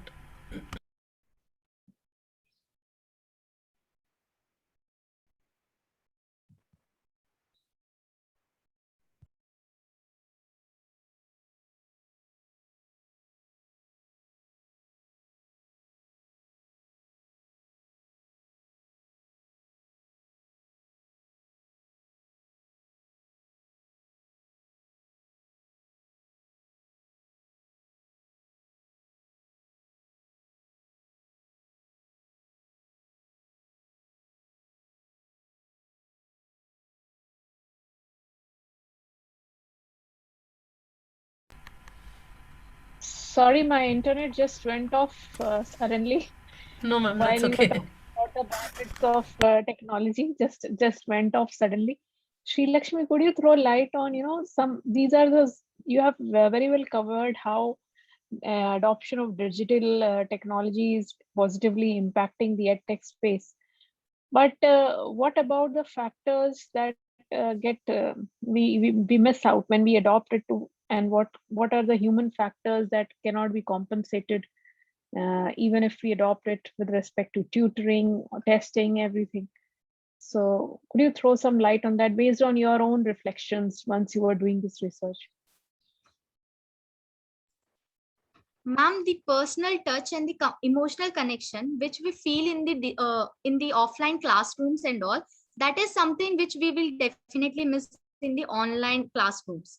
So that kind of experience is very much rare for a student to gain. Even it is in a college life or a student life or anything, it is very difficult to get it. So that kind of experience is something which we will definitely miss. But as we all know that everything has a positive effect and a negative effect, so these are some of the negative effects of such systems. So you suggest we could have a hybrid approach to it? Yes, ma'am. Okay, thank you. Thank you, ma'am. So, ma'am, Sri Lakshmi is a student from BBA LLB, second year.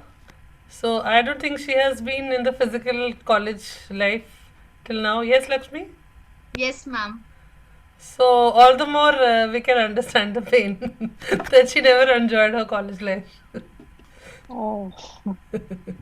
She'll directly go to the courtroom, ma'am. No, she has 5 years integrated. We wish that Oh. she comes soon. That's it from my side. Thank you. Actually, All lot the of best. learning happens vicariously when we come to campus. Lot of vicarious learning happens through peers, through teachers, through friends, in different ways. So definitely you are missing out on that. But soon you will be back, maybe once COVID subsides. Okay, that's all from my side. That's all. That's all. Thank you, Sri Lakshmi. Okay. Moving forward to our next presenter, could we please have Dr. Shuchi Goyal and Ms. Shruti Singh?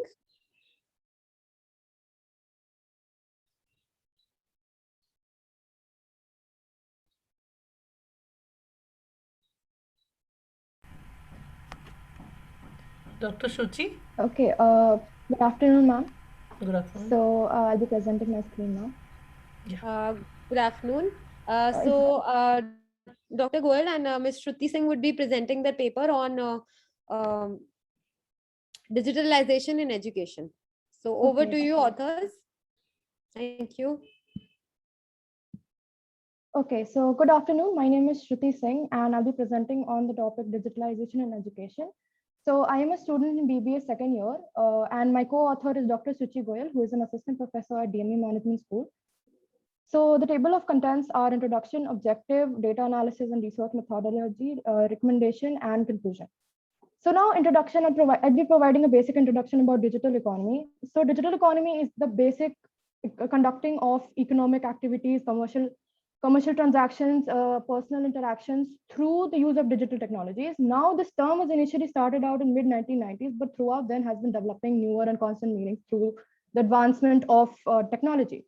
So now we have been promoting the use of internet, and now throughout those years, we have been seeing newer technologies come up. So now we have technologies as AI, which is the capability of computers to think as humans, AR, which is an interface that provides us an interaction between the real world and the physical world, cloud computing, and 3D printing. So now we have also faced increased, as we have promoted the use of internet, this also has an impact of the economy. So everything being digitalized has made us think about what would happen if everything is digitalized and make our work easy. So now something trivial as shopping, going to markets would, with limitation to with restriction to going to local areas, has now been converted to a digital mode such as Amazon, Flipkart, which has made our work so much easier and so much interesting. So now digitalization or transformation of businesses from traditional to a digital platform is basically something which we have abandoned our conventional methods of education. We have abandoned our physical modes with the upcoming onset of the COVID-19 pandemic. So when we were hit by the COVID-19 pandemic, our education sector took a huge hit, and we were unable to have the physical means. We were unable to access the means to the normal education facilities. So now over 1.5 million students in India were facing school closures, and we were having a lot of challenges to be faced. So now students and teachers from all over the country, we took up the online platform with a lot of complications in mind, but we came, we saw, and we conquered, and we adapted to the situation quite fruitfully. So now we took up the mode of digital learning, wherein we were utilizing various platforms such as Google, Zoom, Microsoft Teams, and we also, the teachers also make proper utilization of technology such as YouTube videos, PPTs, online classes, etc., giving them more creative autonomy. So now, as I mentioned earlier, there were a lot of challenges to be faced by the students, as they had limited access to the internet, they had limited availability of those resources. Now, the government, through MHRD, or Ministry of Human Research Development, they also set up channels to ensure access to students with no internet connectivity. So Diksha and Swayamprabha are some of the initiatives that hold prominence over the initiatives taken. So Diksha basically is a digital infrastructure knowledge sharing platform wherein students with limited access can gain access to e-content. They can utilize, so they can use e-content. They can take up quizzes, references, and stuff like that. Swayamprabha is a DTH service which has 32 channels under it, and which enables students to be able to access educational services without even being connected to the internet. Now to promote digitization, NEP, the government set up NEP last year, which is National Education Policy 2020, which laid emphasis on increased use of digital technology. The main motive was to promote digital readiness for students by conducting regular tests and assessing assignments. So here, what this policy wanted to do was, they wanted to understand the competencies of the students and train them according to what the industry would need, hence making them ready for jobs when they are heading out from the higher education and they're perceiving the jobs. So now a lot of universities like IPU, CRISE, DU took their examinations online. Every procedure that we had been going on for where we would be getting forms and then we would be approaching the college physically now had been moved on to the online mode. So the objectives of my paper is basically to discuss digitalization in the education sector. My paper also aims at studying the challenges faced during online teaching and learning processes. And it also highlights the initiative taken by the Indian government to overcome the difficulties faced by remote learning. So now the methodology of my paper is that it's a descriptive research methodology. And to also, there was importance of digitalization in education. So the government increased their budget an approximate 81,000 crore to a whopping 130,000 crore in where they were spending the money. So now in the study by BCG, which is Boston Consulting Group, they compared it, took a survey of teachers who were trained and they were not trained. So 60 to 75% of those teachers, they claim to have experienced more work satisfaction, comfort, and socioeconomic benefits, and they became more comfortable with the platform. They also, with the further adaptation of the digital mode, they also experienced student engagement and reported greater creativity among the students as they had access to multiple educational tools. Now, as I mentioned, there were students with no access. They were living in remote locations. So these students with no smartphones, no access, were living in remote locations, have reported to have attendance rates lower than 30%. So now my recommendation to government or educational sector would be that government should promote flexibility in the teaching techniques and in administration, as the students have different perception capabilities and the teaching methods can be made more interactive and more personal, and address diverse requirements and availability of resources, which here is like, because students have different availability and different requirement of resources, so that can be considered. Then, as I mentioned, that proper training of teachers proved promising results. That can also be taken. So now ensuring remote learning through proper utilization of channels by spreading awareness. So now students living in remote locations, they have no access to these means. They don't know how to access this. So there can be there can be a workshops and making them aware of what these things are, how they can be accessed. And then my conclusion to this presentation would be that COVID-19 was quite detrimental to our education sector. It gave us a lot of trouble with the same, but however, we counteracted and we managed to be productive. And we also helped our students, all the students be involved in this learning process, irrespective. There was no discrimination with respect to learning, and we were able to develop their perspective of digital learning in a positive manner. Thank you.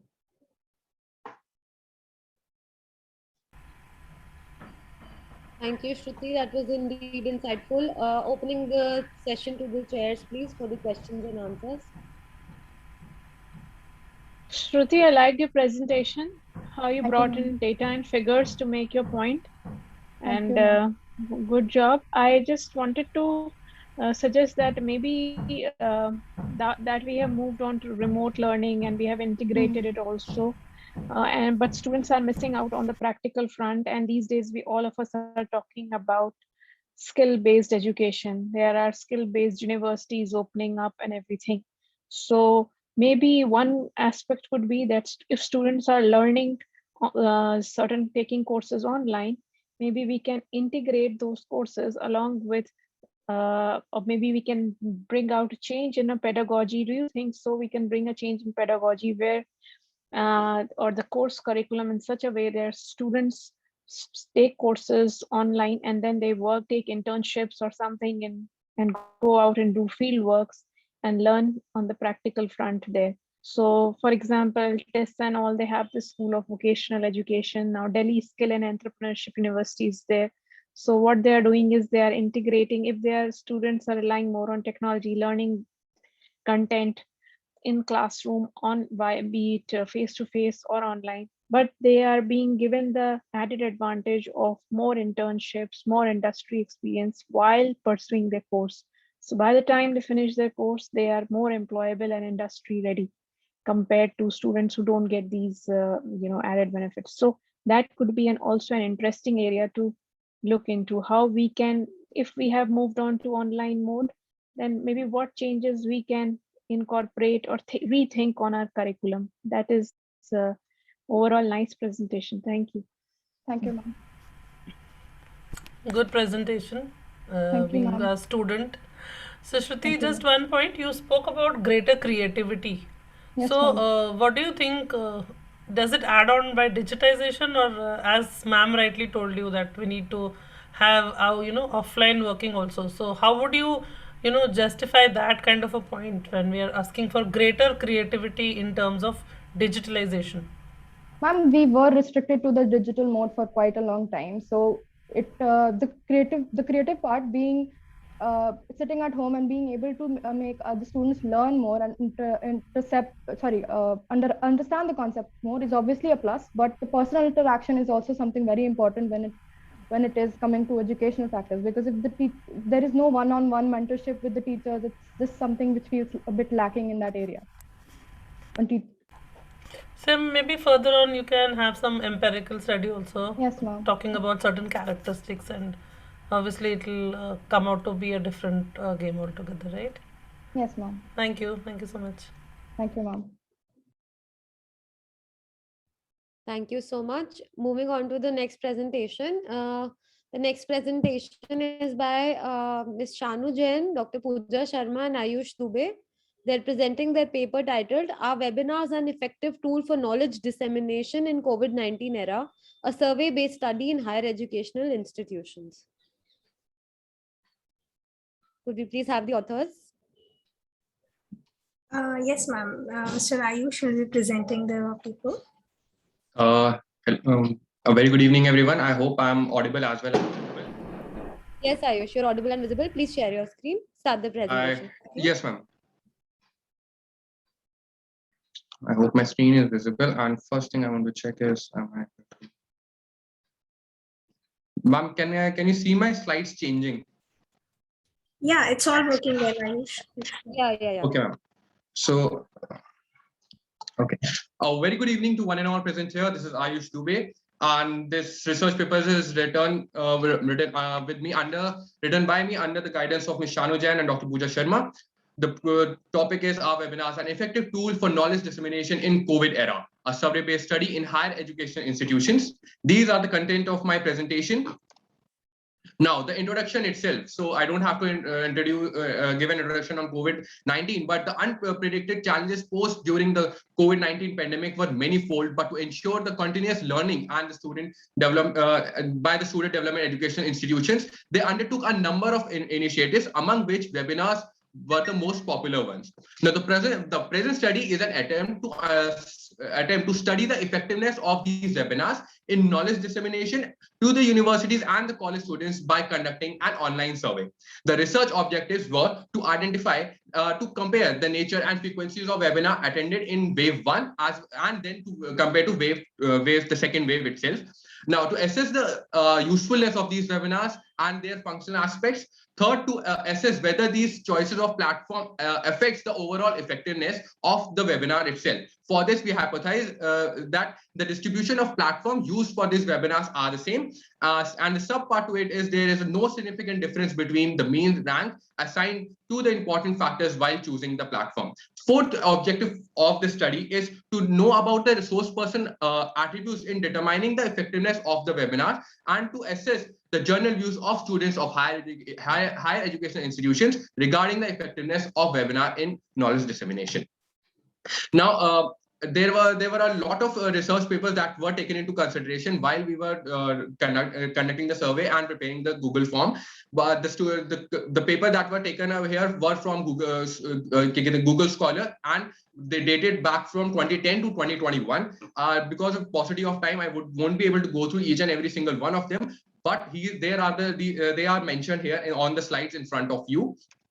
Now, when we come to the research methodology, the sample for the study consists of students of two most prominent universities in Delhi NCR, that is University of Delhi DU and Guru Gobind Singh Indraprasth University, that is GGS IPU.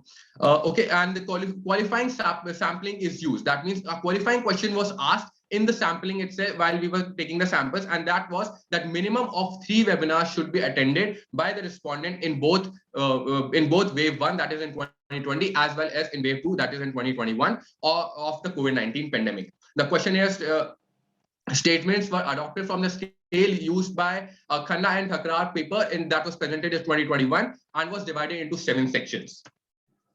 Now, the questionnaire was developed using a Google form and circulated via social media groups of which the author are part of. The data was collected during the month of October 2021. A pilot testing was done with the 10 respondents to ensure that the language was easy to comprehend by the respondent and responses were affirmative. Hence, there was no change in the final questionnaire itself.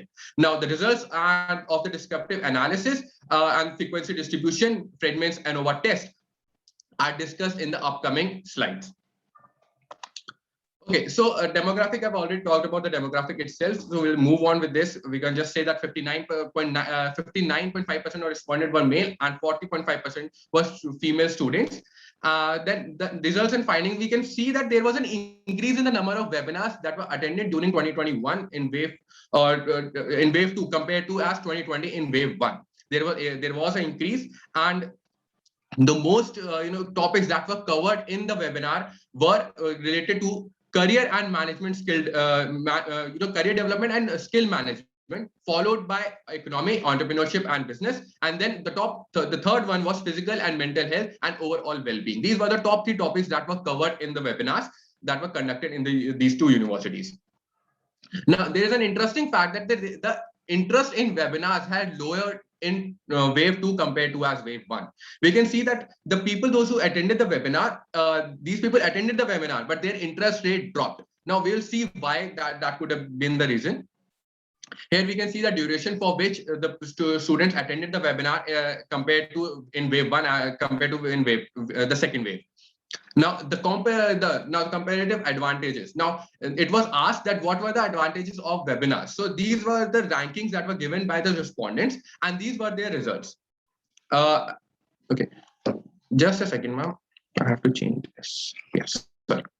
So when it was asked that the mean and when it was asked to rank these following options that were given to them, the mean table of the ranks provided us with the solution with the answer that the whole idea behind webinar was that it allows participants to grow their network.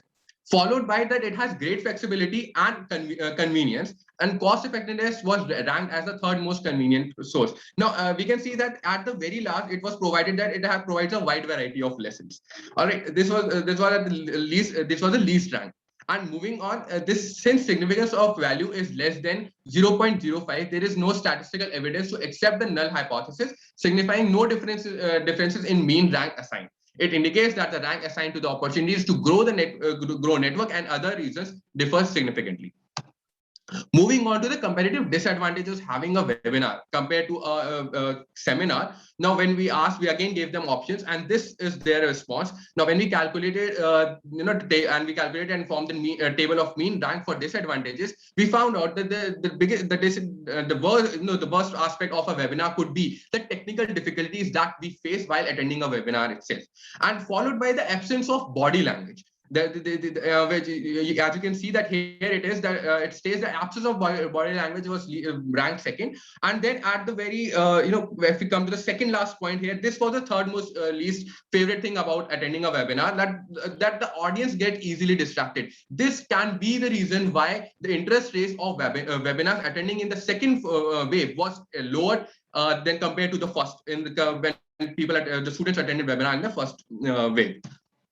Moving on, now the table 5 that is in front of you indicates that there is a significant difference in the mean rank of disadvantages, and the respondent were also asked to rank these reasons for attending webinars. Gaining knowledge was ranked number 1 and most preferred reason, which was quite interesting, because there was also a reason that for whether the students were attending webinars just for the e-certificate, just for the sake of it. But it was found out that students were not attending the seminars just for the sake of it. They ranked at the least, at very low. Here is the whole demographic.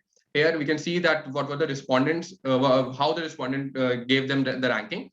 Moving forward, now the future of webinars post COVID-19. This is the most interesting question that we can ask, that what after COVID-19? I mean, we will be going out. We are getting notifications from the college itself that let's say that in like after 5th of January, we will be coming back to colleges, which me being a third year student is very exciting, going to college. It is quite rare also, but again, it is quite exciting. And this says that 65.2% of the students, they responded that it's a trend to stay. Webinar would be there, and I believe that it can be. It is, because as we are sitting right now, we are sitting at our homes, but the guest speaker of this very session is in Kuwait, and we can get to have an interaction with them. So this is a small example that I'm taking here to represent that why this is a trend to stay. Moving forward, now the being rank that was assigned to the platform for using the webinars itself. Now, Zoom was the most preferred platform that was used in both the universities when we took the whole analysis. When we did the whole analysis, and followed by Google Meet, and at the third position it was Microsoft Teams. Discord and YouTube were not that much popular to be used as a platform itself. Now, it shows that now the hypothesis that comes here, that the distribution of platform used for a webinar are same or not. Now, the result of this Friedman test indicates that there is a significant difference in the mean ranks assigned to the webinar, where P is less than 0.05, Zoom being the most preferred platform as compared to the others. Thus, no statistical evidence is accepted except the null hypothesis. And moving forward, the subpart to that very hypothesis, there is no significant difference between the mean rank assigned to the important factors while choosing the platform. Now, when we asked why what were the major things when you choose a platform like Zoom itself, if you talk about Zoom, we are on Zoom right now. Why would we be choosing a platform like Zoom? So the major thing when someone would be anyone, be it a professional, be it the profession, be it the institution, be it a university, they choose what they look forward to is security and encryption. The major thing that one would go for, even the students, are security and encryption, followed by, which is again quite, when we talked about, which was talked about in the earlier paper that were presented in this very conference, that the ease of screen sharing. Now we are going from security to just the ease of screen sharing, and the third one being user friendly. Now, as we see, so this also referring to the papers that were presented before us, before this very presentation, we can see that the people, we can see that how important it is that the platform is user friendly. Now, the difference between mean rank assigned to the important while choosing the webinar varies significantly. Hence, no statistical evidence to accept the hypothesis, the sub hypothesis also. Now, results and finding for resource person, that attributes determining the effectiveness of a webinar. A webinar is conducted on for the students, and it shows how effective and to show how effective the webinar could be. It states that 46.4% of respondents agreed that the resource person are comfortable while using the technology, which for delivering the lectures, and also make an effort to engage the audience and to retain them and to retain their interest retain their interest of the attendees and for the whole seminar itself. Now, for what I was discussing for the past 10 minutes, I believe this all sums up here. And one thing that was also conveyed in the previous papers presented, that the hybrid mode of blended, hybrid and a blended mode, combining the benefits of both could be a win-win situation. Going for a webinar as well as going for a seminar could both be a useful tactic here if used in a prescribed or a best way. Now, the conclusion to the whole study is that these webinars provide a wonderful opportunities to them to share their experience to a larger audience, not limited by space and time, which would otherwise be difficult owing to the strict work schedules. A close experience of the researchers and discussion with a fellow member of academic community, it was revealed that the participant to these kind of webinars is an encouraging one from the students. If we say students, we take faculty members, research scholars, professionals, and many more. Now, the interaction during the questions and the answer, the Q&A sessions, the feedbacks, the inquisitive study of the participants, and is a testimony to the fact that webinars are a potential and a powerful medium for knowledge creation, dissemination, and at a multi-level exchange. However, the continuation of the content of webinar in the post-COVID scenario, their potential to replace the traditional seminars, the probable limitation and advantages associated need to be evaluated by the universities in time to come. With this, we come to limitations and further scope. Well, the first and the formal limitation being the size of the sample that we took. Secondly, the study was considered webinar only in the 2 universities and in Delhi NCR region itself. The third word being that we only took webinars. We never considered anything other than we could have considered workshop, masterclass, panel discussions, but we were not considering these. We were just considering webinars. And a further study can be taken up by the researchers to conduct a comprehensive analysis of various online tools and mediums to engage the members of academia as well as industries, which was already discussed in the paper that was presented before us, where the student itself, a DMA student, took an interview, per se, where they asked how the managers were talking about or taking into consideration the online tools that were available, in this COVID era. These are the references, and thank you very much for listening. We are open to questions and suggestions.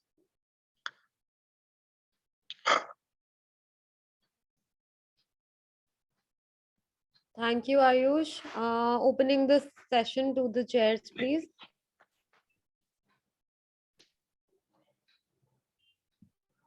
Thank you, Ayush, for your presentation. I see you shared that when you compared both the waves and the interest in webinars and how it fluctuated from COVID wave 1 to COVID wave 2. So what do you think could be the key reason? One thing that comes to my mind could be Zoom fatigue, which we often talk about. Yes, ma'am. I remember, ma'am, when the Zoom started itself, the Zoom craze was there, and people were like, when people got to know about Zoom. And the thing was that for the students, it was pretty easy, but for the teachers or for the faculty members, it was very hard. And to comprehend, to get to know to have a phone, because the one thing that we hear at our homes itself is you stay on phones, you look on your screen, and that's what you do all day. Now we have to do that all day. And the thing is, even my mother, who is who's a lecturer, she has to do that. She has to look in her phone every day for 2 to 4 hours continuously, not just to prepare the material, but as well as to deliver it to the students. Now, the interest area varies because in the first wave, it was new. It was something different for students because, again, as I said that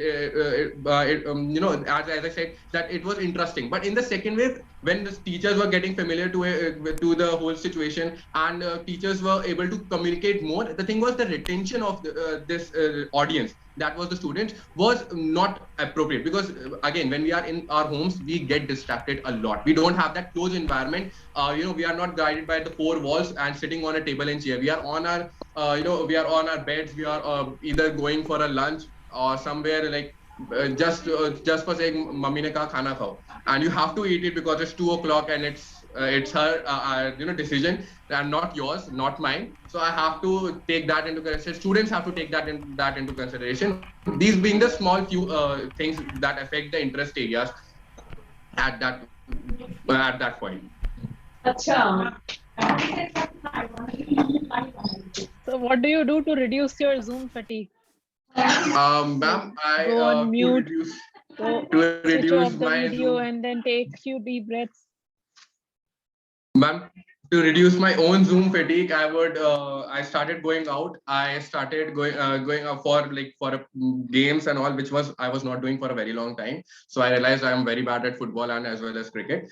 Uh, but yeah, the thing was that right now my screen time increased drastically. Rather now, earlier I was ashamed that I was on my phone for 5 hours. Now I am happy that I was on my phone for at least 6 hours and was learning quite a few things, getting to interact with a lot of people. But if we talk about the fatigue itself, it gets tiring.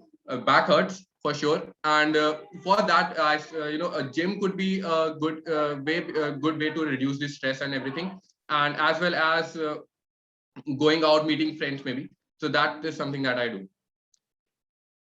There was very interesting research published by BBC on Zoom fatigue. I don't have the link right now, but once maybe you Google, you will get that article. Maybe it will interest you and you may like to read about that. So you have covered so well, no, how the impact of webinars and everything. So, okay, that's all from my side. Seema ma'am may take over. Yeah, it was quite an elaborate and interesting one, especially for the students. So Ayush, you spoke about the interest getting down in, lockdown too, and then you also very well explained about the reason behind it was the distractions. So if I may ask you, what distraction did you find out while you were doing your study? Ma'am, if I am clearly audible, you can hear the distractions that are there, and there is nothing that I can do at this very particular point in time. I mean, it's not that they don't know that I am in a webinar. They are very well aware that I am in a webinar and I am presenting. But these distractions actually create that difference in they create a communication gap. Like right now, when ma'am is speaking something very crucial, at that very particular point in time, someone will rang the doorbell, and I have to go and check who that person is. While I am attending my classes, some ma'am would be asking a question, and I would be somewhere else doing some other business. Now, it also creates a problem where students like me, we get lethargic. Like, honestly speaking, we get lethargic. 9:30 is the time when we have to attend the class, and 9:20 is the time when I wake up You don't need to tell me that. I know it. So, ma'am, this is ma'am, these are the few examples that are there. Like these are well-known facts. Everyone knows that. So when Dr. Farah spoke about your fatigue, how will you remove? I was expecting that you'll say I will not attend the webinar at all. No, ma'am, not at all. Okay, great. So just one thing which you already spoke in your limitations, that you restricted it to 2 universities. Maybe way ahead we can look at tier 2 or tier 3 cities as well. Yes. So that's it. Thank you. Thank you, ma'am. Thank you, Ayush, for the elaborate SWOT analysis of what's happening. Indeed, we all agree that we all, at some point of time, have done it. Been virtually attending something and maybe cutting sabzi or something under the table. Yes, everyone, I'm sure, has done it. Anyways, thank you so much for that. Moving forward, we have the next presentation by Mr. Ravi Prakash. Are you there, sir?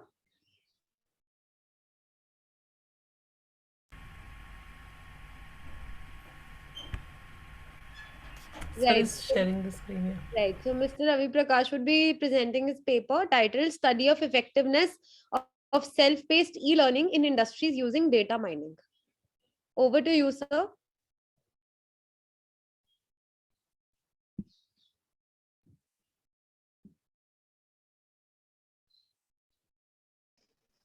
Yeah, actually, So your voice is a hello. little bit distorted. Could you please recheck your internet connection? Yeah, it's now okay. It's No, still sir. distorted. No, sir. It's still kind of distorted. Please check your connection once again. I'll just change the connection on this one. Right.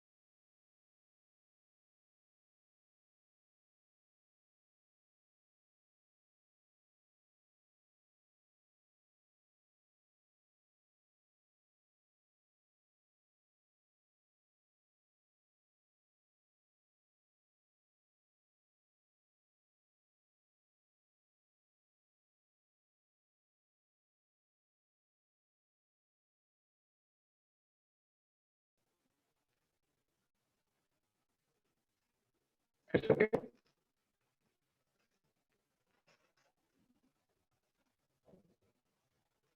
Hello.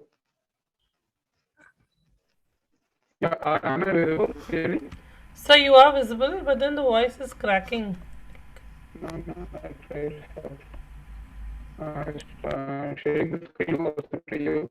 So maybe you could just switch off your camera and present first. It'll lower the bandwidth required. Yeah. I'll just wait. Is it okay? So Wait.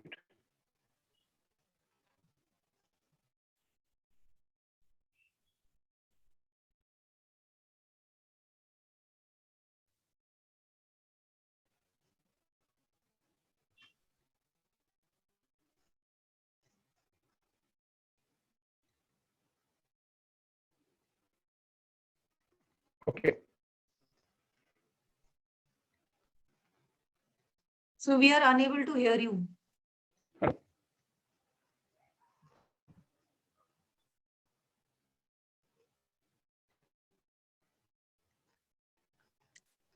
Sir, are you still connected? But I'm not able to. Sir, it's better that you switch off your camera because then your voice is breaking a lot. So less of the internet will get used up. So if you can stop your video and start presenting.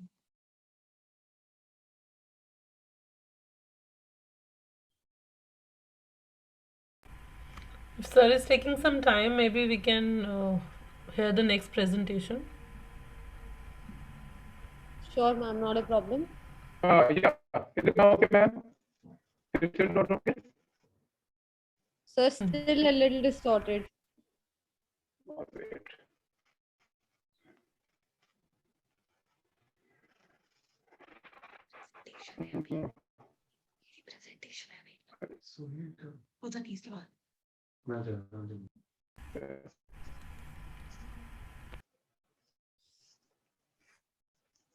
I'm sure it's now okay, ma'am. So the same problem again. I'd suggest please check your internet once. Maybe you could have your mobile hotspot connected if your Wi-Fi is acting up a little bit. Yeah, ma'am. I'm using a mobile hotspot only. And earlier using the Wi-Fi of the university, now I'm using my own mobile hotspot. I don't know why it's still not working. So maybe we'll take one more paper and later after that, Sure. In the meanwhile, you can work it out. Thank you. Sure. Okay. Yeah. Right, sir? So Okay. while Mr. Prakash is figuring out their technical glitch, we'll have the next presenter, Dr. Pooja Sharma and Ms. Shanu Jain, who will be presenting motivation and perception towards online learning, growing interplay in the topical COVID-19 era.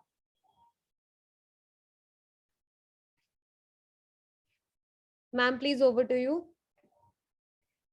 Yeah, thank you, ma'am. I'll just share my screen. So while sharing, I would have to stop share screen, Ravi sir. So please allow me to do so. So I'm sharing my screen. Please confirm, Shruti ma'am, if it is visible or not.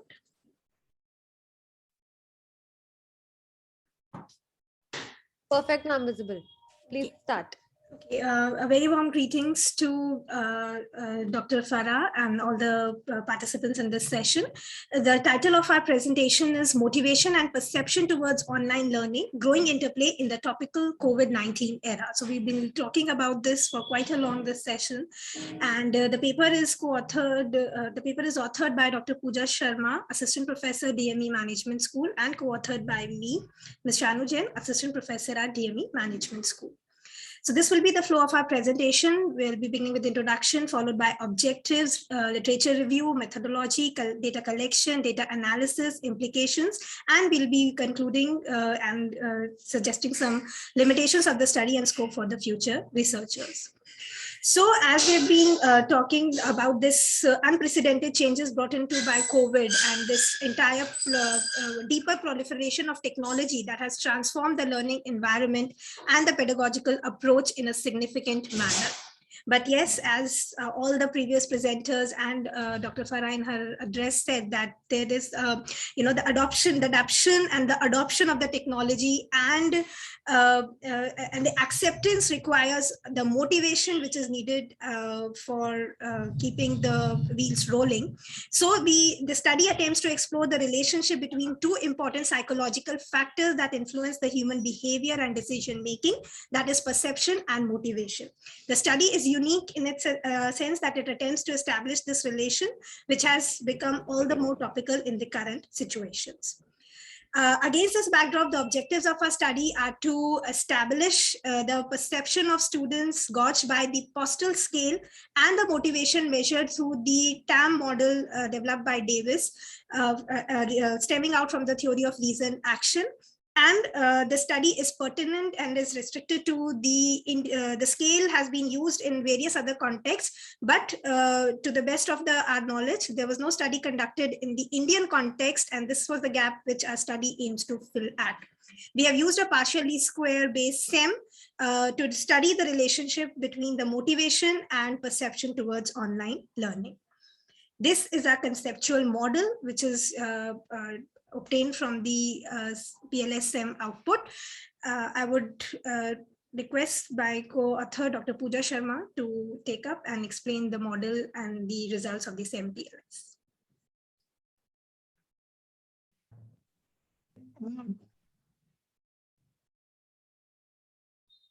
Shanu, can you confirm, am I audible? Yeah, yes, ma'am, please. So this is our proposed model wherein we have tried to explore, can perception have a positive impact over motivation? So our main constructs are basically forming the part of the main, our main construct is postal, and that is having instructor characteristics and instruction design, trust, social presence at the center. Then we have tried to see how postal can be impacting motivation. So motivation consists of perceived enjoyment, perceived usefulness, and ease of use. So together we are trying to see, we have been able to build this second order reflective model, which helps us understand whether perception can lead to increased motivation, and maybe later on further researchers can explore that a better motivation can lead to an improved intention to adopt online learning methods. So the hypothesis for this study, which we have proposed, is perception towards online learning, and whether this perception will influence motivation to pursue online learning. And we are trying to see a positive impact of the perception towards motivation. So this is the literature review which we were able to find, and basically, as far as Postel is concerned, Postel is a scale which was developed by Bhagat, Wu and Chang in 2016, and they proposed that instructor characteristics, instructional design, trust, and social presence are the four major factors which actually consist of the concept of perception. So I'm not dwelling in much into the literature in detail, but we have tried to find related literature to Postel as well, and also the various factors which affect the motivation of the students or the prospective online learners. As far as our research methodology is concerned, we are proposing a causal relationship between the two variables. We have collected data from 274 respondents from Delhi NCR region, and the data was collected during the COVID-19 pandemic, was at peak. So this was the time when there was a strict lockdown, and we were all forced to adopt online learning methods. So during that time only we conceptualized this paper and we tried to collect data. Now I would like to dwell upon what were the various results of our analysis. So firstly, this table is depicting the demographic profile of our respondents, where we have tried to see from the perspective of gender, people from different educational sectors, as well as we have tried to cover wide variety of occupation as well, including student, professionals, business, and even homemakers who are exposed to online learning. Now, this is an output from PLSM, wherein we can see that the direction of our hypothesis is from, we are trying to see whether there is a significant impact of perception on motivation. So all these values are basically the coefficient values. And now I will dwell more upon how this model is robust. So in order to check the robustness of the model, we first try to see whether there is any multicollinearity in our model or not, and we were able to rule it out with the help of VIF values. So all our VIF values were less than 5. Then we tried to understand from the reliability and validity perspective. So for reliability, we checked internal consistency, and for validity, we checked discriminant and convergent validity. Next slide, please. Now, in this table, we have tried to see, because we are envisioning a causal model. So the first thing we should be able to establish is that there should be some interrelationship between the variables. So the correlation table is the best way to check it. So we can see that most of the variables are having more than 0.5 of correlation between the various variables. This justifies our attempt to go for a causal model where we can have an independent and dependent variable trying to explore the relationship. Then for the purpose of checking the reliability and validity, for the purpose of checking reliability, we checked the composite reliability score. And we were able to see that we were able to meet the threshold of value of more than 0.7. Similarly, for the purpose of convergent and divergent validity, we tried to see the values of average variance extracted. And again, we were able to get values which were more than 0.5. For the purpose of I think we need to move to the next slide. Yes, for the purpose of discriminant validity, we were able to identify that there was, we were able to meet the criteria on that basis also, because here we need to see that the diagonal value should be having the highest values in each of the respective rows and columns. So we were able to meet that as well. And since it is a second order reflective model, we calculated the HTMT ratio, and our ratio was meeting the criteria, which should be less than 0.85, and our value was 0.778. So on the basis of our results, our model, the proposed model, is robust. Now we will show you the strength of our model. As you can see in the red box, the highlighted one, we have been able to establish a positive relationship between perception and motivation, where our coefficient is showing a positive relationship with a positive coefficient, and we are having a highly significant model with a p-value of 0.00. So this shows a high degree of significance in our model. Hence, we can say that we have been successfully able to establish that there is a significant positive relationship between perception of students towards online learning and motivation to use online learning methods. Hence, the hypothesis which we have envisioned is safely accepted. Now, what is the relevance of our study? So basically what we have tried to do, we have tried to study the technology acceptance model, and we have tried to explore it as a dependent variable with respect to perception. So we have been able to show that if we are having a positive perception towards online learning, there are high chances that people will be highly motivated to adopt these technologies. And the same thing has been seen in the previous researches as well. For instance, Luan and Teo in 2009 also found a similar kind of association. And in fact, if I have to go into detail, even the intrinsic motivation actually plays a very important role. If we are able to improve the perception, the intrinsic motivation is more likely to get affected. By including strategies such as increasing student participation, enhanced strategic group relationships, and improved confidence of students. Um, as far as the implications of our study is concerned, and if I see specifically from Indian perspective, in India, I would say when COVID-19 came, it was more of a forced thing for all of us to switch to online learning. Shanu, if you can move to the next slide for the implications. Especially from the Indian perspective, it was seen that we were like, from next day onwards only, we were said that now we have to move to online learning. So our perception towards it was a bit of negative because it was a forced one. So if we, from our study, we can say that if our perception, we are able to improve the perception of various prospective learners who look at online learning, and if we are able to improve their perception in form of getting a friendly instructor, quicker resolution of problem, if we are having good frequent interactions, this will definitely improve their perception about online learning, and hence they will be more motivated.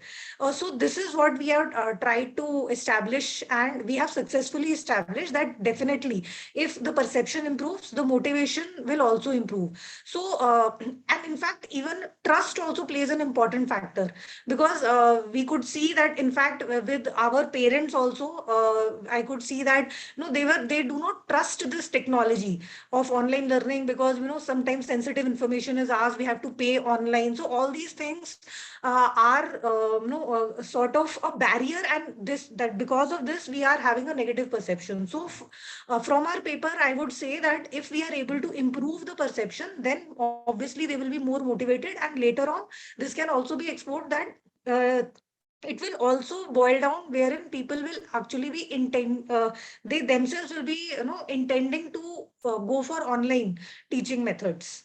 Now if I have to conclude my discussion, if you can move to the next slide, Shanu. So if I have to conclude my discussion, I would say that this study has showed there is a significant positive association existing between the perception and motivation, and improved perception can be done by strengthening the factors such as instructor characteristics, instructional design, trust, social presence. So all these things are forming a very important part of the whole concept of perception, and this will again have a positive impact towards motivation, and later on it can also be seen that it can also help in improving the intention of people of actually adopting the online technology for the purpose of learning. So as far as the limitation and scope for future research is concerned, definitely more factors can be explored, especially factors such as students' expectations, how much institutes actually believe in the process of online education, then what can be the assessment criteria. All these things can be studied in this context. And definitely the TAM model is also getting revised over the years. So the latest STAM model can be used. And also, as I have been telling you, that behavioral intention as a predictor of action can definitely be studied as an extension to our study. And definitely we are also exploring the same. Hopefully later on, we'll add this variable in our study. So these are the references which we have referred for the purpose of literature. And this is the questionnaire which we adapted for our paper. So now I would like to hand over to our session chairs if they have any questions or suggestions for us.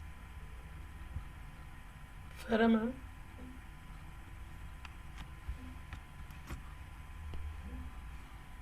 Farah ma'am, can we hear from you? Farah ma'am, I think we cannot see her in the I'll just check. participants list. Yeah. I think she got disconnected. Just give me a moment, I'll ask.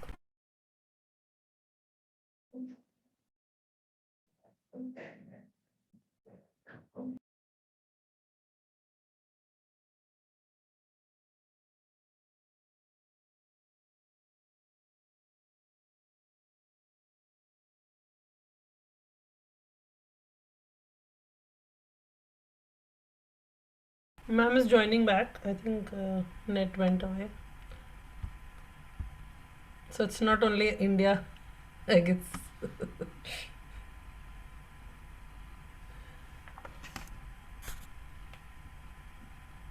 Thank you, Dr. Pooja and Dr. Shanu, for your presentation.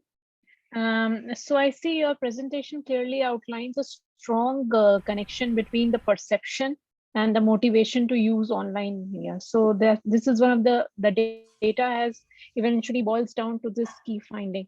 So what measures can, after doing all your research, what do you think, what measures we can introduce so as to improve the perception, so as to and maintain? Now, initially, the perception of reality keeps changing with time. Reality in itself is moving. And when the pandemic struck, then our perception was one kind. Then our perception keeps changing based on our experiences. So what things can we introduce or continue to practice so that this perception remains intact? And so also the motivation of the users, be it the students, the educators, and all. So if you could throw some light on that, it would be insightful. Yes, ma'am. Actually, I myself was mentioning that when online learning was forced upon us, we were having a negative perception ourselves. But now slowly we have become used to it. So I think government can also play a major role. For example, in IP University only now, the new syllabus has been introduced and now they have made MOOCs compulsory. So this is actually getting embedded in the education system only. So now if if the government supports this and they provide the necessary infrastructure, the necessary bandwidth, especially in tier 2 and tier 3 cities, this will definitely help a better perception, especially for people who are living in these areas. They were not very well versed with all these internet tools. But now, since this was the only medium during lockdown, people have got used to, now they have understood, and now they are actually able to understand the advantages of these. So I would say government can play a very important role. Secondly, what we have even mentioned in our study, that it is important that whosoever is teaching, the instructor, the design of the course should be such that the instructor is frequently reaching out to the students, and there are more interactions with them, more quizzes, more way of making them more involved in the curriculum which they are supposed to teach. So these can be some ways in which the perception can be improved upon. You also took into your study in the stakeholders, I saw homemakers. So how do you, I would like to ask, what was the perception of the homemakers when it comes to online testing, proctoring? Do they find this reliable, or they have doubts or questions with respect to this online assessment, online proctoring, or they are finding it reliable and valid ways? So although we have not conducted interviews, but when we were interacting with our respondents, obviously this was a new thing for them, and even a trend over here. Like homemakers are usually more involved in learning new things through, like for example, various arts and craft classes, or maybe it was giving them an opportunity to complete their studies. Maybe they were interested in some subject, and due to some reasons, their studies got stopped. So it was one of the ways in which they were able to reach out to, and many universities have actually now compulsory started the online mode of teaching. So they were very positive about this thing, that now if sitting at home, it is possible to do a university regular course online. So this was something, this is only based on our unofficial or not recorded responses, because this was not part of our questionnaire as per se. But obviously this can be again a separate study, that whether online teaching has helped homemakers So in online perception teaching. of the testing methods being adopted by different EdTech technologies is positive. I mean, I'm talking specifically with respect to the testing techniques, the proctoring systems that are being used, online exams. So how was the perception towards that of the people? They were finding it positive, I mean, reliable, or they had doubts about it? Shanu, would you like to The perception, ma'am, the perception which we gauged using the postal scale constituted of the four things. So the questions revolved around either the instructor characteristics, that whether how the instructors were able to connect to. Then there were the questions around social presence, that how well they would be able to use the resources, how they will be able to communicate the ideas with each other. Then there were some questions capturing around the trust and the designing of the course. So over these four statements, the questions were asked. There were like a minimum of 4 questions asked per construct. So around those, we found a positive. The responses were towards the strong likeliness on the 1 to 7 Likert scale, which they were measured onto. Okay. So maybe we can look into the perception towards online testing and aspect also. That would be an interesting way to Yes, study. ma'am. Naturally, we can take this as a further discussion. And to add on to what Dr. Pooja said, with respect to the homemakers, like this, we've been an experience that many homemakers, they've started teaching cooking classes. They've started this knitting, and a lot of my mother-in-law per se herself, she was very fascinated that you please create a YouTube channel for me, and I'll teach knitting to others. So this has definitely has set a different platform for all the stakeholders, not specifically the students per se. In our sample, majorly the responses were from the students. But yes, as you said, a specific kind of study can be taken for homemakers and for other dedicated aspects of online learning on which this proctoring and this monitoring can be one specific area to research upon. Thank you so much. That's all from mine. Thank you, Dr. Pooja and Chanu ma'am. Quite a detailed presentation. All the while I was thinking how to increase perception of my students to attend the classes online. That still remains. That needs, I think we can ponder over this. Research gap, ma'am. That's the Next. largest research gap. That's it. Thank you. Okay. Thank you, everyone. Let's move forward. I'm requesting Mr. Ravi Prakash again, if you want Yeah, to ma'am. table, sir. Yeah. Yeah, I'm sir. sure now I'm audible. Yes, sir. You're audible, perfectly clear Yeah. now. Why? Please, let's have your presentation. So, sir would be Yeah. presenting on study of effectiveness of self-paced e-learning in industries using data mining. Okay. Just one second.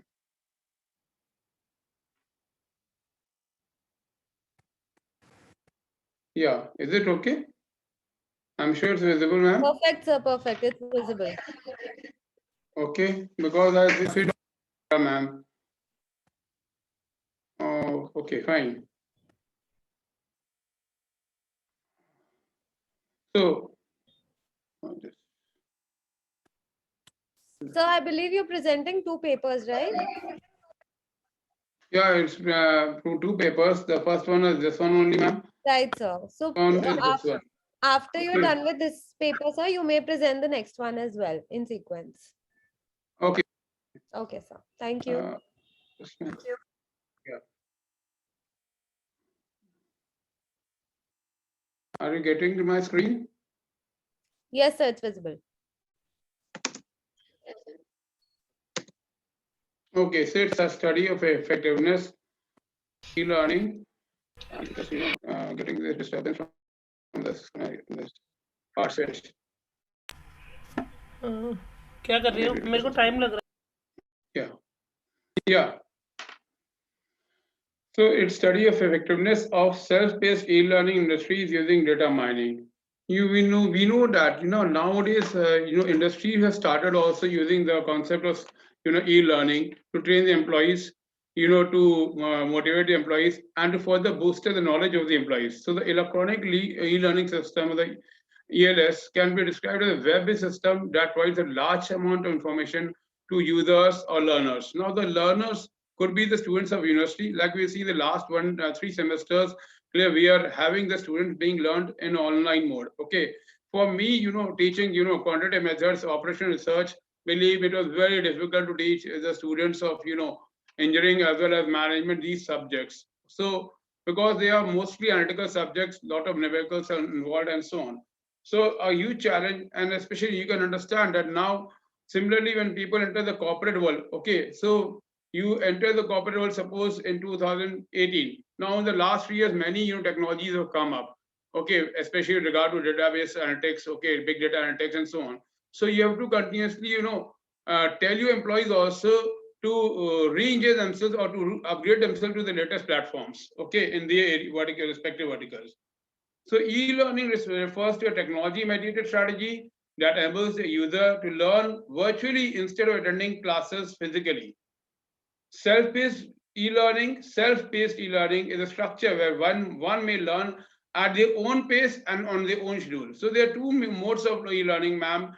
One, dear participants, everybody, that there are two modes of e-learning. One is instructor-led learning. So when we do this, teaching the semester, that is instructor-based learning, okay, or instructor-led learning, where the instructor guides those learners or students that what to do, what assignment to submit, what quizzes, which class to attend, when the class will be held, for how many hours, and all that. Okay, on the respective element system, be it the Blackboard or anything, or maybe the Microsoft Teams or the Zoom platform and so on.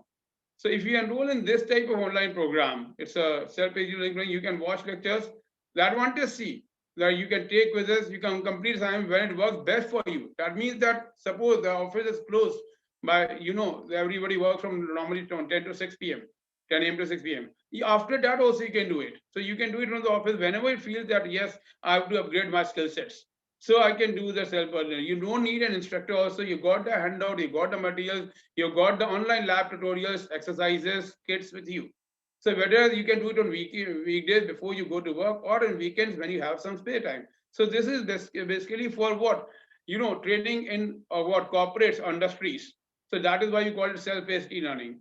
And data mining technologies are continuously being used to maintain the track of e-learning modules, personal information, that means employees' information, what they have learned, what courses they have enrolled on, clear, okay, what training programs, etc. they have to complete, or what is status of the completion of the program. Yeah, audible? It's clear, ma'am? Yeah, any? Yes, sir. Yes, sir. Okay, yes, so sir. this particular paper focuses on the area. What's that problem or the area which I'm talking about? If the self-paced learning strategy adopted in these industries, really is it helping the employees to understand the concept and deploying data mining techniques for tracking test scores, okay, with employee training data, along with determining the effectiveness of that training, of that course, of that e-learning course, okay, in which they have enrolled. So the introduction to determine the efficiency of educational tool, it's necessary to first determine which learning qualities are most successful, okay, or most desirable. Secondly, existing business users or personnel must be updated on new trends, software, and technologies on a regular basis using self-paced e-learning platforms, thus making them more valuable as employees. So that way, employee will be just like a valuable asset for your organization. So employees, the advantage of self-learning or the basic feature or the basic most important USP of self-paced learning is that employees can choose their own timetable with self-paced e-learning. It is especially beneficial for individuals who are unable to attend a live session of emerging technologies or training due to other obligations. So, you are unable to attend a live FDP or live platform. Okay, you got the video of it, you got the handout of it, the soft copy of it. You can do it on your own also. So many people are smart enough. They they already know is what is Oracle SQL. They already know what is Oracle database. Now they have to work on Oracle solutions or ERP solutions. So they can do it from the lab manuals which are given to them as part of the meals. So even if individuals have a deadline to complete a course, they have the freedom to select how and when they accomplish it. So the time is unlimited. Okay, so you can do it till 12 o'clock, 1 o'clock in the night. The concept of self-paced e-learning and effectiveness is explored in this paper. So what are the objectives of this paper? The aim here is to use the method of data mining to determine the effectiveness of self-paced learning in industries. And to obtain this, two queries are very important to be addressed.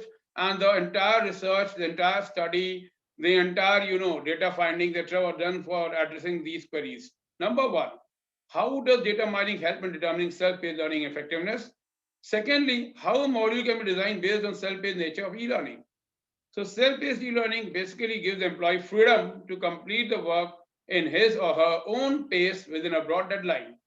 So use of data mining will employ employers, now your employees, to keep track of your e-learning progress, what e-learning progress you have, because you're committed to the organization, sir, in the next 6 months, this is the learning, so this is, upgradations I'll be doing in my career, in my professional career. So in addition, employers will be able to know which course has been completed by an employee and at what level. Okay, so you are given the grading system also, is it grade A, grade B plus, okay, or outstanding, and so on. So as shown in a small business trend report, businesses have increased overall use of e-learning nearly 900% in the last 16 years. It's when you teach your company's educational program outside of a regular classroom using electronic tools or e-learning tools. Okay, so Verizon, it's a company, very popular company, which employs online training for knowledge-based courses, okay, where it can distribute consistent material globally at the end user space according to Training Magazine. Even, I've been training on behalf of IBM to many universities like SRM, Vellore, then Yale University. From the last, 1 year, I've been training 3 to 4 universities on the areas of analytics, information security, Unix, and so on. So as more and more training departments try to accomplish more with less, so where new generation employees, the today's generation employees want just-in-time training on their devices, they add that businesses are increasingly converting classroom courses to e-learning, or at the very least employing a mixed approach, or that is a hybrid approach. So training, so now we've got a hybrid blended online learning approach in the case of in this self-paced e-learning, okay, or in the normal e-learning platform, the virtual classrooms also. So training plays a crucial part in getting the businesses moving in the right direction, includes the grasp of vital components, the intellectual capital, that is the organized personnel, the organization's personnel employee. So in order to meet the challenges of the competitive environment, businesses must develop skills, knowledge, and strategies. You will have to quit the market. If you as an organization or individual cannot grow your learning path, so your learning curve reimbursement has to increase if you want to remain in the organization, because there's so much competition clear in the organizations. So in the early days of e-learning deployment in India, now talking about India, the Indian market, the Indian majors like Tata, ITC, HUL, and P&G, these are thorough corporates, big organizations began displaying interest in e-learning as a part of their staff or employee training. Their goal was very simple, to keep the staff up to speed and be educated about emerging technologies all across the world. Nowadays, we've got MBA analytics, MBA digital. So these are nothing but emerging technologies. Social web analytics.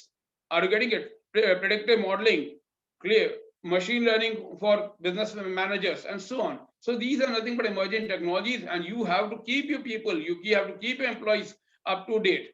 So self-paced e-learning approaches and techniques of data mining can be found in a variety of courses whose domains are artificial intelligence. So obviously, in doing this self-paced learning, you have to train your students or your employees on that what are the basics of AI, how AI is used in business, how machine learning or statistical algorithms are being used in business, and so on. So research on when or how methods of data mining can be properly applied to a e-learning platform, and so on. So this was now research methodology. So now what is the questions again of the objective part. Number one, how does data mining help in determining SLPs? Number two, now to answer these two questions of my research objective, clear, whenever new technology or new learning is to be done by an employee, a formal communication is sent to the employee regarding the details of the course, the date within which the employee is required to this. So there is state of start, there's start date, there's an end date, okay, and you have to complete it, that deadline.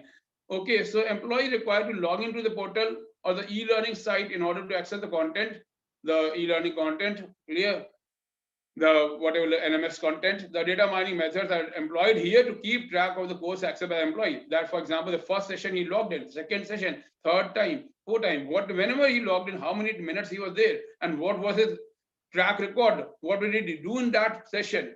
Clear, did he give after three or four sessions, did he submit any assignment, did he submit any quiz? If he or she had submitted, what is the percentage of that quiz that regards performance, and so on. So many parameters to judge your knowledge whether you have grasped that course properly or not.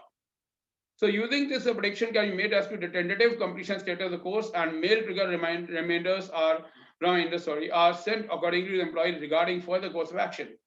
The second question that is regarding the effectiveness of this self-paced learning. On completion of course, the employee required to undertake a test. A test, again, it's an online test, okay, and based on the test scores, it's determined if the self-paced learning effective or not. And again, the test here held in a closed environment. There are trackers also there. The virtual camera is also there, which the student is not even aware of. Clear? So you've been monitored, your hand is being monitored, and so on. Sir, I'd like to just point out that we've allocated 10 minutes to each presenter, and your time of 10 minutes is over just now. 2 minutes, ma'am. Requesting you to please wrap up. Sure. Thank you, ma'am. Thank you. So comparative study, ma'am, was done on the data collected, and this study which I took up, data was collected by employees who have undergone e-learning self-paced environment in 2015. And then again 2019, I took up some industries which started, especially the IBM industries, and then there are many before the pandemic came, clear 2019, many industries, they also started this concept of self-paced learning.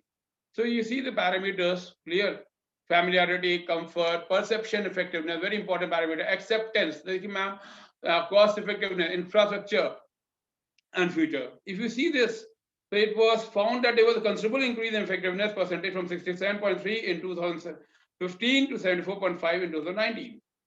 So moving on, the acceptance entry shows the employee acceptance toward the course and the learning module, which again has shown a considerable increase in percentage. So this is the data analysis part. Recommendations. So it's recommended to train your employees using self-paced learning approach. Certain programs, especially the analytics programs, the machine learning programs, okay, the data visualization programs, MS Excel-based learning programs, so on. So self-paced learning was more advantages in most cases by employees to develop their skills, found to have a considerable impact. Majority employees thought that e-learning had a substantial impact on staff development also. So that's all. These are references. Open for queries. Thank you, sir. I open the session to the chairs for question answers.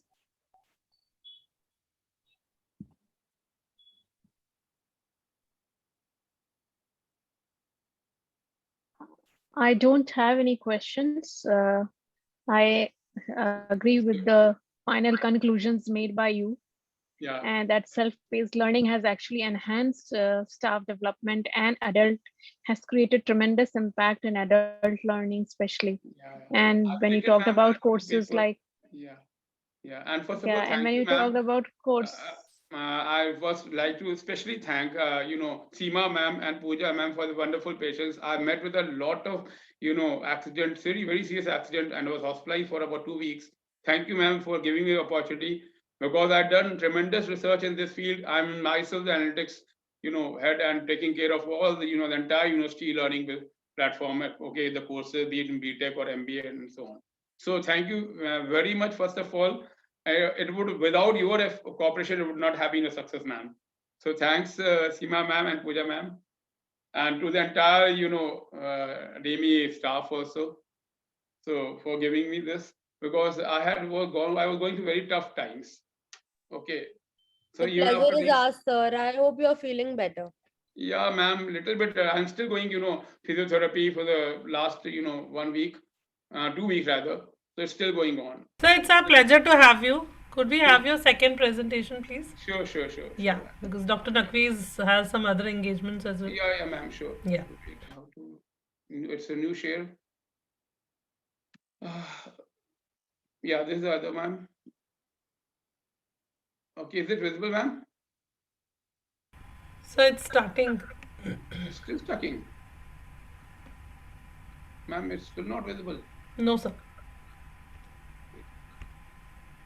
Oh. Yes. Is it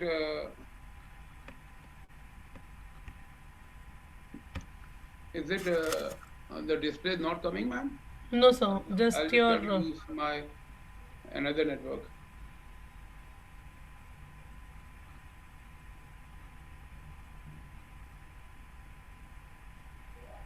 Yeah. Yeah, ma'am, I'm sure it's visible. No, sir. Still not visible, ma'am. Wait. Ma'am.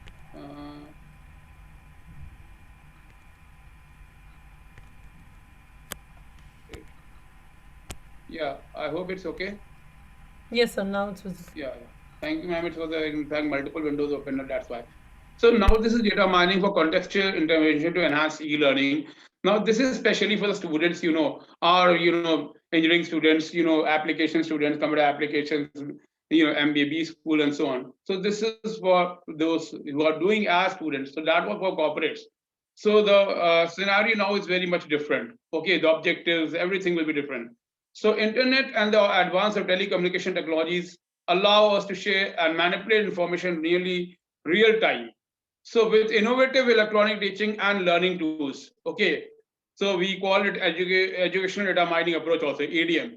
So technology has radically altered the education system, and that is where EDM comes in picture, or e-learning management systems, which are also called as ELMS. So e-learning referred to as web-based learning and online teaching systems collect huge amounts of data, massive data of the order of petabytes and zettabytes, which are related to the activity performed by learners and educators. But analyzing and interpreting these massive or voluminous data is not so easy, especially if you do using manual techniques. Okay, so you need people who are very skilled in database technologies, in data analysis technologies, in data mining, and so on, these platforms, so that you can analyze that data properly and come to further, productive conclusions. So data mining techniques, okay, data mining solutions or methods, algorithms are there to resolve these issues. The data mining techniques are concerned with finding the new patterns in large data sets. Data mining can be used to extract knowledge from e-learning systems through the analysis of the information available from data which is generated by the users. Machine learning and data mining tools are being very widely used, extensively used to help the instructors, okay, or the teachers who are doing that, who are enabling that e-learning for the students, better understand students as well as enhance e-learning. And this we have been observing for the last 3 or 4 semesters. Okay, still this semester also you're having most of the courses only on the last just after Diwali we started this offline, but still students are, it's nothing but blended approach, because there are students who are coming from Mumbai, Kerala, etc. So we are still having those approach. So sophisticated machine learning data mining approaches are used now to analyze students' success and behavior combined with intelligent personalized strategies have a lot of promise to achieve the target. So the way you conduct the quiz, for example, the way you conduct the quiz, you allow or you don't allow, that's up to you. Like if you conduct the quiz or give an assignment, whether you're keeping check on the plagiarism level or you're taking marks for the plagiarism level, that's very important. Okay, or you're giving a quiz. Okay, so are you sure that if you're giving the time limit is very important? So for example, it's an MCQ quiz and you have got 20 questions. So it's not as well to give more than 12 minutes. Okay, because in that he cannot, even if he tries or she tries to adopt Unframies or Googling, etc., he will not go through to all the questions. So, analyzing student performance is very important. So web curriculum management system like Canvas or Blackboard, okay, we have got Blackboard, the name of software itself is Blackboard. is often used in university courses. Such systems gather a variety of course data, particularly scores, quizzes, records, entries, the performance of every quiz. Like suppose you conducted 4 quizzes, so every quiz of 10 marks. Okay, 2 assignment of 20 marks, and so on. Whatever you did as part of midterm evaluation, whatever. As well as login frequency, also learners' internet footprints. Yes, this is very important because sometimes students have a habit of manipulating. Now you are having the learners' internet footprints. So you can keep track of when and which time he visited, how many times he accessed your course materials. He have got suppose 20 presentations which are prepared on the entire semester. So how many times they logged in, how many times they access the PDF, everything that you can keep track also of whether they actually, suppose you uploaded that quiz or that PDF or that PPT about a month back, and now the student is accessing just before 15 days the exams. So that is nothing but internet footprint. So this is very, very important. Clear? So, so coming to this, finding the patterns of e-learning system usage by teachers and students and discovering the students' learning behavior patterns. Identify the performance downturn as well as dropouts sequences. Yes. Okay, so you can monitor that also. Design, implement individualized techniques to learners to ensure the engagement and learning objectives are being met. There are again two problems arise. Number one, how can students' online footprint be used to identify and predict their learning experiences and performance? The second problem, which is more that how can modified interventions be created and delivered using offline P2P or peer-to-peer communication. So schools providing fully online, hybrid, as well as web-enhanced degree courses have experienced considerable expansion in the past 10 years. Clear. I did online learning from Amity University the one in 2018. We had a batch of Nigeria. Clear. We had the students who were doing computer applications. Okay. So that those times we can understand that this platform was not much popular. Nowadays it is much popular, but about 12 years back it started. So 2007-8, many popular universities like Narsi Muji, etc. they started, Symbiosis, just to name a few. So massive open online courses, MOOCs, also feature a wide range of online education programs from prestigious institutions. One advantage of the online course would be that logs will contain data on student experiences with course navigation also and observe content value. Like how much courses is navigated. Like, a student normally studied 6 subjects in a particular semester. And every semester they got, online content available.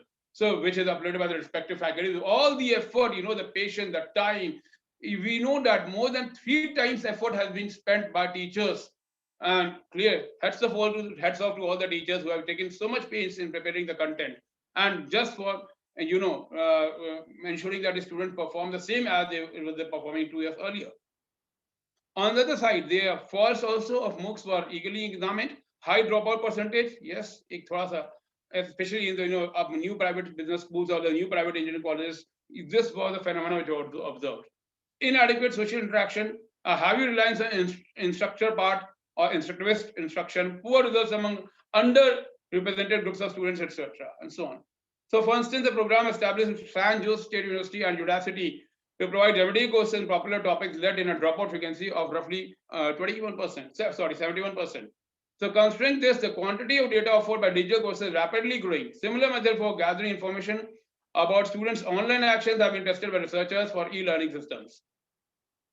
So this is coming to again educational data mining. Several key research focuses established, such as student performance modeling, Bayes theorem, student behavior modeling, hidden Markov model. All these are nothing but data mining techniques, which are used for monitoring and analyzing the learning outcomes. So collaborative filtering, these are the techniques used which I've used in my software. These are nothing but tools of data mining tools, and so on. So to answer the first problem, again, the two problems, how can student online footprints be used to identify and predict the learning experiences? Secondly, how can modified interventions be created and delivered using offline peer-to-peer communication? Okay, so the first part to answer, we believe that evaluating this digital traces of a carefully selected online course using machine learning data mining techniques will be a successful trial. We think the following points should be highlighted. Number one, reading presentation and viewing training videos took up a lot of time. Learners' access to learning system on a regular basis was a very important factor, which should be highlighted. Okay, the frequency in which learners participate in various forum discussions, especially your discussion forums, online discussion forums, which are conducted by the faculty at least once a week for a subject. Okay, and the amount of time they spent there. Interacting with some other learners on the topic as well as answering the queries, homework assignments. Okay, so in order to answer the second problem, we identify students who are performing quite poorly. Customized learning materials as well as interventions will be distributed through homework assignments, email correspondence, and other means. You have to do some counseling also for those students. So a pool of research questions were constructed first. Yes, how we did this. Then we allocate a question that helps students improve the weakness. Now this is broken into 3 steps or 3 phases. Phase 1, collection of data, model creation, that is data mining, model creation, as well as model testing. Now testing the model using test data. So digital fingerprint will be gathered and formatted correctly in the early stages. Once we have enough data, we can now do some preliminary data analysis, which is one of the phase of machine learning, okay, to get a better understanding of student behavior and relationship to learning outcomes, and then apply data mining models to the data. The course selected for environment throughout the research has a diversified student population featuring majors in technology, science, anthropology, and other disciplines. With this research, we are mostly involved in deriving learning patterns from student digital footprints. So information from Canvas Learning Management System or LMS, whatever the LMS would be centered on time logged into the Canvas, hours spent on the quizzes and scores by each student. Assignment rankings. Okay, you are giving rankings, and these rankings also have to do with the amount of plagiarism which is in the assignment. Clear? As well as the duration of submission, time spent on online examination, performing every exam problem. All these are not to be ignored. So sorry So to there are 2 interject. figures. Sir, sorry to interject. The 10 minutes are up. Kindly please wrap up quickly. Yeah, sure. I'll just take hardly Thank 2 you, minutes, sir. ma'am. Hardly No 2 issues, minutes. sir. No issues, sir. So figure 1 shows the number of page visits. अब यहाँ पे मैं आपको कुछ figures दिखाऊँ data analysis करने बाद. The first figure shows you the number of page visits, the length of time spent logging in, the grades assigned to every assignment, and the other data for every learner. In the second figure 2, the expected date, submitting time. If it is on time, yes, obviously.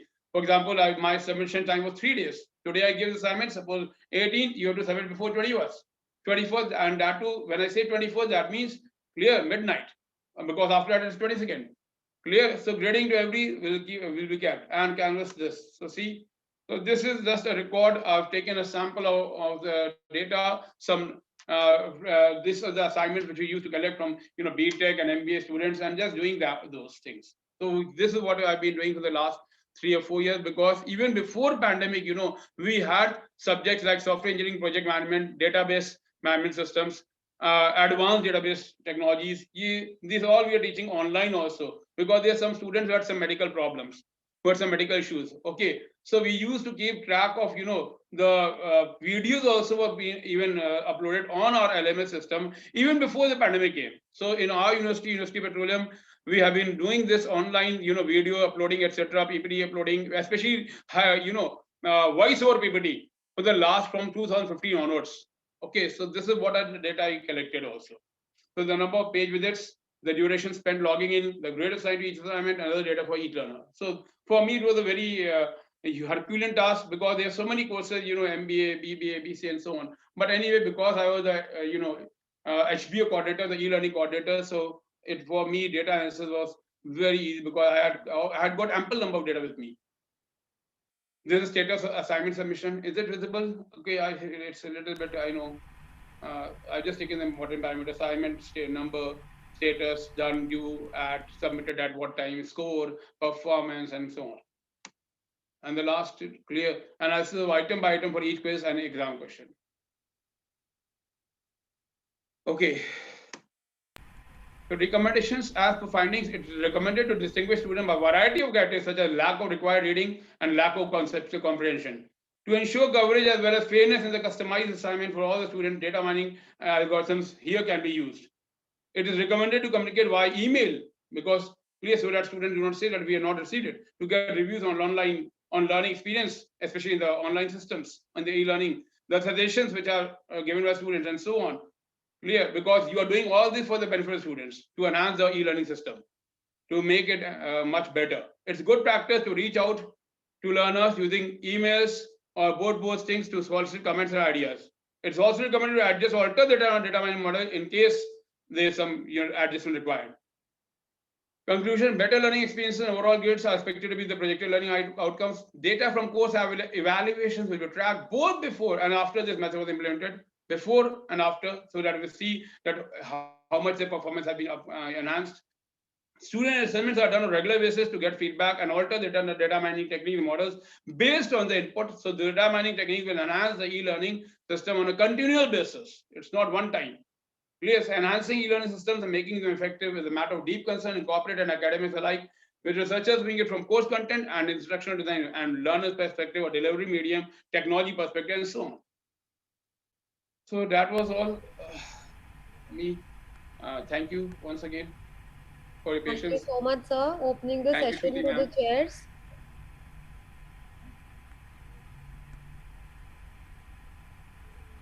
Thank you, Dr. Ravi Prakash, for your presentation. It was indeed quite informative. I have one small query, and that is like you mentioned that you mentioned the word learners footprints and how you tap on it on the basis of the number times a person has visited the page, for how long the person stayed on the page. So that might be a good predictor of the learning experience of the user. Ma'am, but I had got about, is 2 it lakh records. successful? Yeah, I had Okay, got about 2 but lakh sir, records, is ma'am. it effective? Yes, ma'am. Okay. Because, see, I'll tell you very Is honestly. it effective in tapping on the effective Yes, yes. experiences, See, ma'am, there are, effective there of are the 3 user, categories of the students. One is A likability of the category, course, B, and and other? C. C, who hai, ma'am, who are just doing learning for sake of learning, just to get the degree. But we have to identify those students who are come in the A plus or outstanding category, then B plus or B category, and then the below B. So when I say below B, it's nothing but below 50. Okay, so pass is 35. So very clearly you have to do this footprint analysis, because you need to make them, the people who are doing good, they need to be rewarded also academically. Okay, and the people who are not performing well, they need to be at least informed, okay, how to do better in the next time. So this footprint analysis is very, very important, ma'am, because clear. So to monitor your sensitive, because my topic is so enhancing e-learning, so it is nothing but enhancing it. So how we'll do it? So without this, ma'am, it's very, very much required. So I was doing the research for the last more than 6 months. Okay. Thank you. Thank you, sir. Seema ma'am. Yeah, quite a detailed analysis. Just wanted to ask one thing out of curiosity.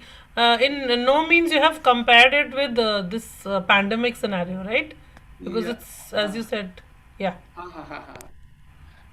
Ma'am, see, very clearly, see, I have taken the data for the last 4 years. So, when you see the variation, so before 2020, before 2020, the figures were different. Now, after 2020, obviously the figures got improved quite a lot. Now, because why? Because virtual learning had now become a necessity. In one way, आप कह सकते हैं मजबूरी. So this way, obviously, before that, people wanted to upgrade themselves, especially the people who are, employed, who want to, suppose I'm suppose I'm an MBA general student, marketing, but I want to know about marketing analytics. Sir, I want to actually, know what in your conclusion, it wasn't there, or maybe I missed. yes, That's why I'm asked this question. Just one, ma'am, yeah. That how it changed, like did it increase or decrease? That kind Ma'am, of a thing. it increased quite a lot, obviously, because हमारे यहाँ e-learning system 2015 से use हो रहा है और बहुत extensively. Every course, BTech भी, MTech भी, MBA भी, BBA भी, चारों में, and law also, in cyber law and so on. So Okay, it has increased. actually, it was not referred to here. That's why I thought I'd ask you. Yeah, ma'am, actually I have to also conduct a conference in my university, so मैं बहुत busy ma'am चल रहा था. और ये जो accident मेरा हुआ ना ma'am, it has worsened me very much. Okay, So I'm get sorry, well ma'am, soon, sir. but No I problem. can give you the detailed data. I can give the detailed data. Allow you to have an analysis or give my analysis. Sir, Dr. Nakwi is proceeding further. She has some other engagements. Sure. Yeah, thank you for your time. First of all, Seema ma'am, thank you very much, ma'am. Thank you very much. No, most welcome. It was sir. indeed a pleasure. Shruti ma'am, please take it further. Thank you. Sure, ma'am. Thank you. Thank you, sir, for your wonderful Shruti, ma'am. presentation.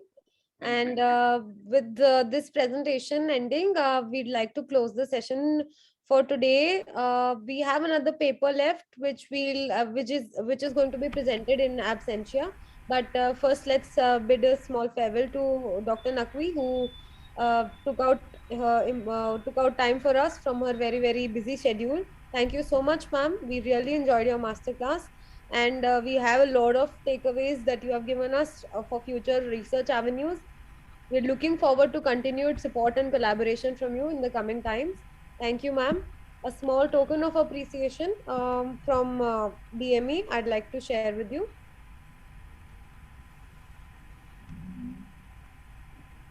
Just a moment.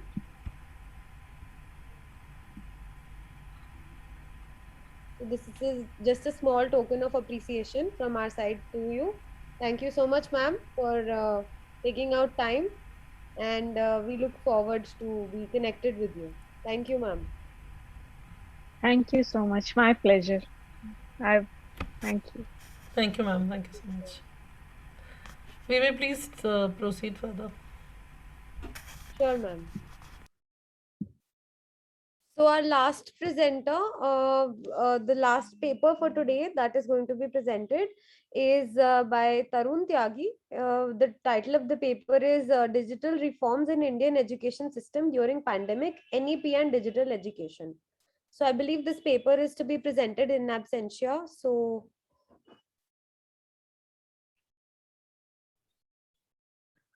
Can we have the name of the student presenter, ma'am, who would be presenting, so that he can be made as the... Yes, ma'am. Just give me a moment. Actually, Tarun is unwell. So Shubham Kumar would be presenting in his place. Shubham, are you there? I can find Shubham Dubey and Shubham Gupta. So Shubham, I'm Shubham Kumar. Shubham, if you've joined by any other name, or if you could please switch on your video per se, if you can come on screen, we'll allow you to. Rupinder sir is there?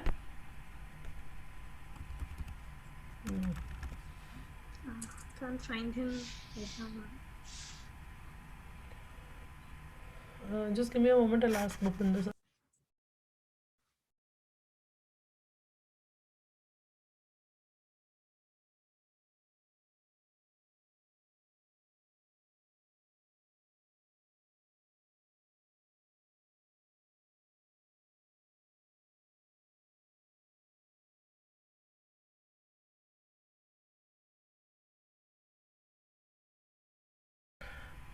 Ma'am, he's not connecting. Maybe we can then wind up since he's not here. Yeah, just give me a moment, he's there.